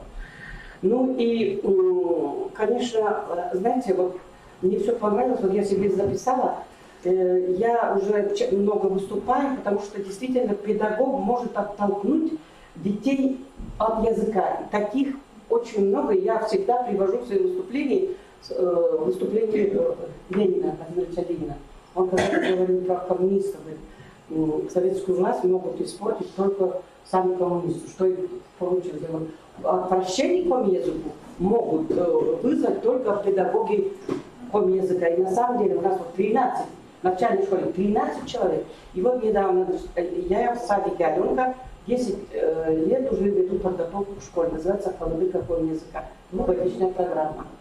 И дети мои с удовольствием уже продолжают изучать и русскоязычные коми в школе. И вот как-то русскоязычная родительница приходит ко мне и говорит: Елена, знаете что? Учительница какая-то Иванова, я еще не знаю, я обязательно познакомлюсь. Она сказала, коми-язык. То есть у нас коми ведут тот, кто умеет говорить по коми. Я уже сколько раз выступала против. Нельзя. И с этого года, конечно, обязательно на конкурс надо. Она знаете, что заявила? Я сама буду вести коми-язык, хотя я коми не люблю. Русскоязычные говорят, вообще, они вообще в ужас пришли от такого. И поэтому вот я даже буду это на конференции предлагать, только на конкурсной основе. Вот, значит, патриотичность, вот я включила, умение играть, профессиональная компетентность, жизненная позиция и любовь к детям. Вот на основе этого, и вот этот первый класс будем открывать, мы как раз конкурс проведем. У нас уже есть учительница, она уже обозначена, но тем не менее, значит, она будет проходить материальную поддержку. Да, и обязательно материальную поддержку. И, знаете, наш глава еще предложил такой же класс открыть в поселке Глаголево, потому что, знаете, почему у нас 4,9? В связи с оптимизацией, то есть Варгар, Пылса, Чернухи, вот эти все, я вас всегда знаю, да, они все сейчас съезжаются в этих, это самое. У нас фактически Усогорск сейчас коми, везде, в магазине, везде слышишь коми-речь. И когда я вот это стала, ну вот, после заседания увидела одну, значит, коми-семью, вторую, и говорю, вот как вы это самое? Они говорят, нормально. То есть 7 семей я уже нашла. Хотя, да, и все Снежанка. И вот насчет Снежанки у нас очень много работает, конечно, хотя поддержки нет. Евгения Николаевна, и вот у них такого, значит, такой подготовки нет. Вы знаете, в этом году пришел ко мне отец первоклассницы, русскоязычной девочки, да, и говорит, Елена Ивановна, возьмите, а я по субботам веду кружок, и говорю, возьмите, пожалуйста, нашу девушку, потому что она не знает, мы не знаем языка, она не подготовлена, там в классе, естественно, соленки пришли и говорит, девочка не хочет ходить в школу, когда коми язык. Вот она сейчас записалась, в субботу ходит, поэтому, да, проблемы есть. Спасибо. Да. Вам успехов. Я сейчас это самое буду. Спасибо. Все. Наталья Николаевна, Усть-Кулымский район. Прилузский район здесь у нас опять чего очень рады, потому что редко-редко вы у нас с вами, мы только к вам приезжали. Есть что высказаться, о чем сказать, подытаживая, уже делая резюме, Наталья Николаевна? Ну а как вы двигаетесь вперед и дальше?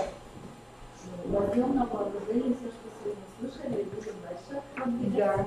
Хорошо. И в Прилузском районе, вот мне очень бы хотелось услышать, какая ситуация в Прилузском районе, потому что именно здесь прозвучало мнение родителей, что они хотят, чтобы их детей учили коми-языку именно в вашем детском саду. Старший воспитатель села Обячево, детский сад номер 2. Ну, Зоя Васильевна, конечно, огромное спасибо. Мы любим, очень любим приезжать именно на международные форумы, потому что сегодня действительно все было очень интересно. Счастливые дети Бурятии, которые изучают сразу 3 языка. Да, это вообще не знаю, как они это все планируют. Это очень, конечно, интересно. Но у нас тоже дела хорошо идут. Мы являемся муниципальной методической площадкой района по гражданско-патриотическому воспитанию, и блок по этнокультуре у нас один из самых любимых. Ведет его Дина Александровна. Вот. Участвуем везде. В Орсанкуде взяли 1 место. Очень много планов, но не знаю, получится или нет. Так что все хорошо. Но проблема вот в том, тоже рассказывали, очень мало педагогов с коми-разговорной речью. Очень мало родителей. Вот группа есть, ни одного родителя, которые бы знали коми-язык. Ну и, конечно, папы, мамы, которые против коми. У меня сын, великовозрастный мужик, воспитывает 5-летнюю дочь, я с ним воюю. Зачем нужен коми-язык? Лучше английский изучать, но воюю, но, наверное, перевоспитаю. Так что большое вам спасибо. Спасибо вам всем. Спасибо вам, уважаемые коллеги, за участие в семинаре. Ну, конечно же, очень важно, я думаю, каждому педагогу, который проводит занятия по коми-языку, не только слушать семинары, да, как бы такие коротенькие выступления, но и посещать и курсы по методике обучения коми-языку. Поэтому я обращаюсь к вам, педагоги, чтобы все-таки наши курсы, они не прекращались. Вот в начале года весной мы объявляли, однако набрали всего 8 человек.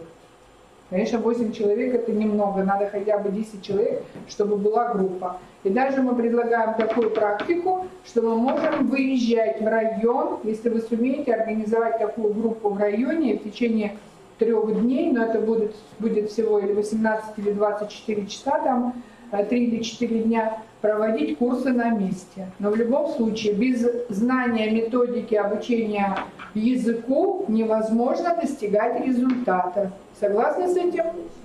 Вот, поэтому приглашаю всех, и чтобы вы оповещали всех педагогов, своих коллег, если курсы эти будут объявляться.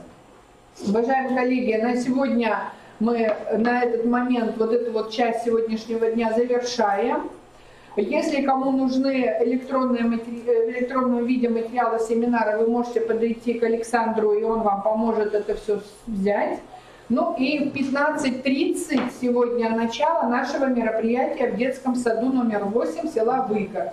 Я думаю, что вы все доедете. Автобус 174.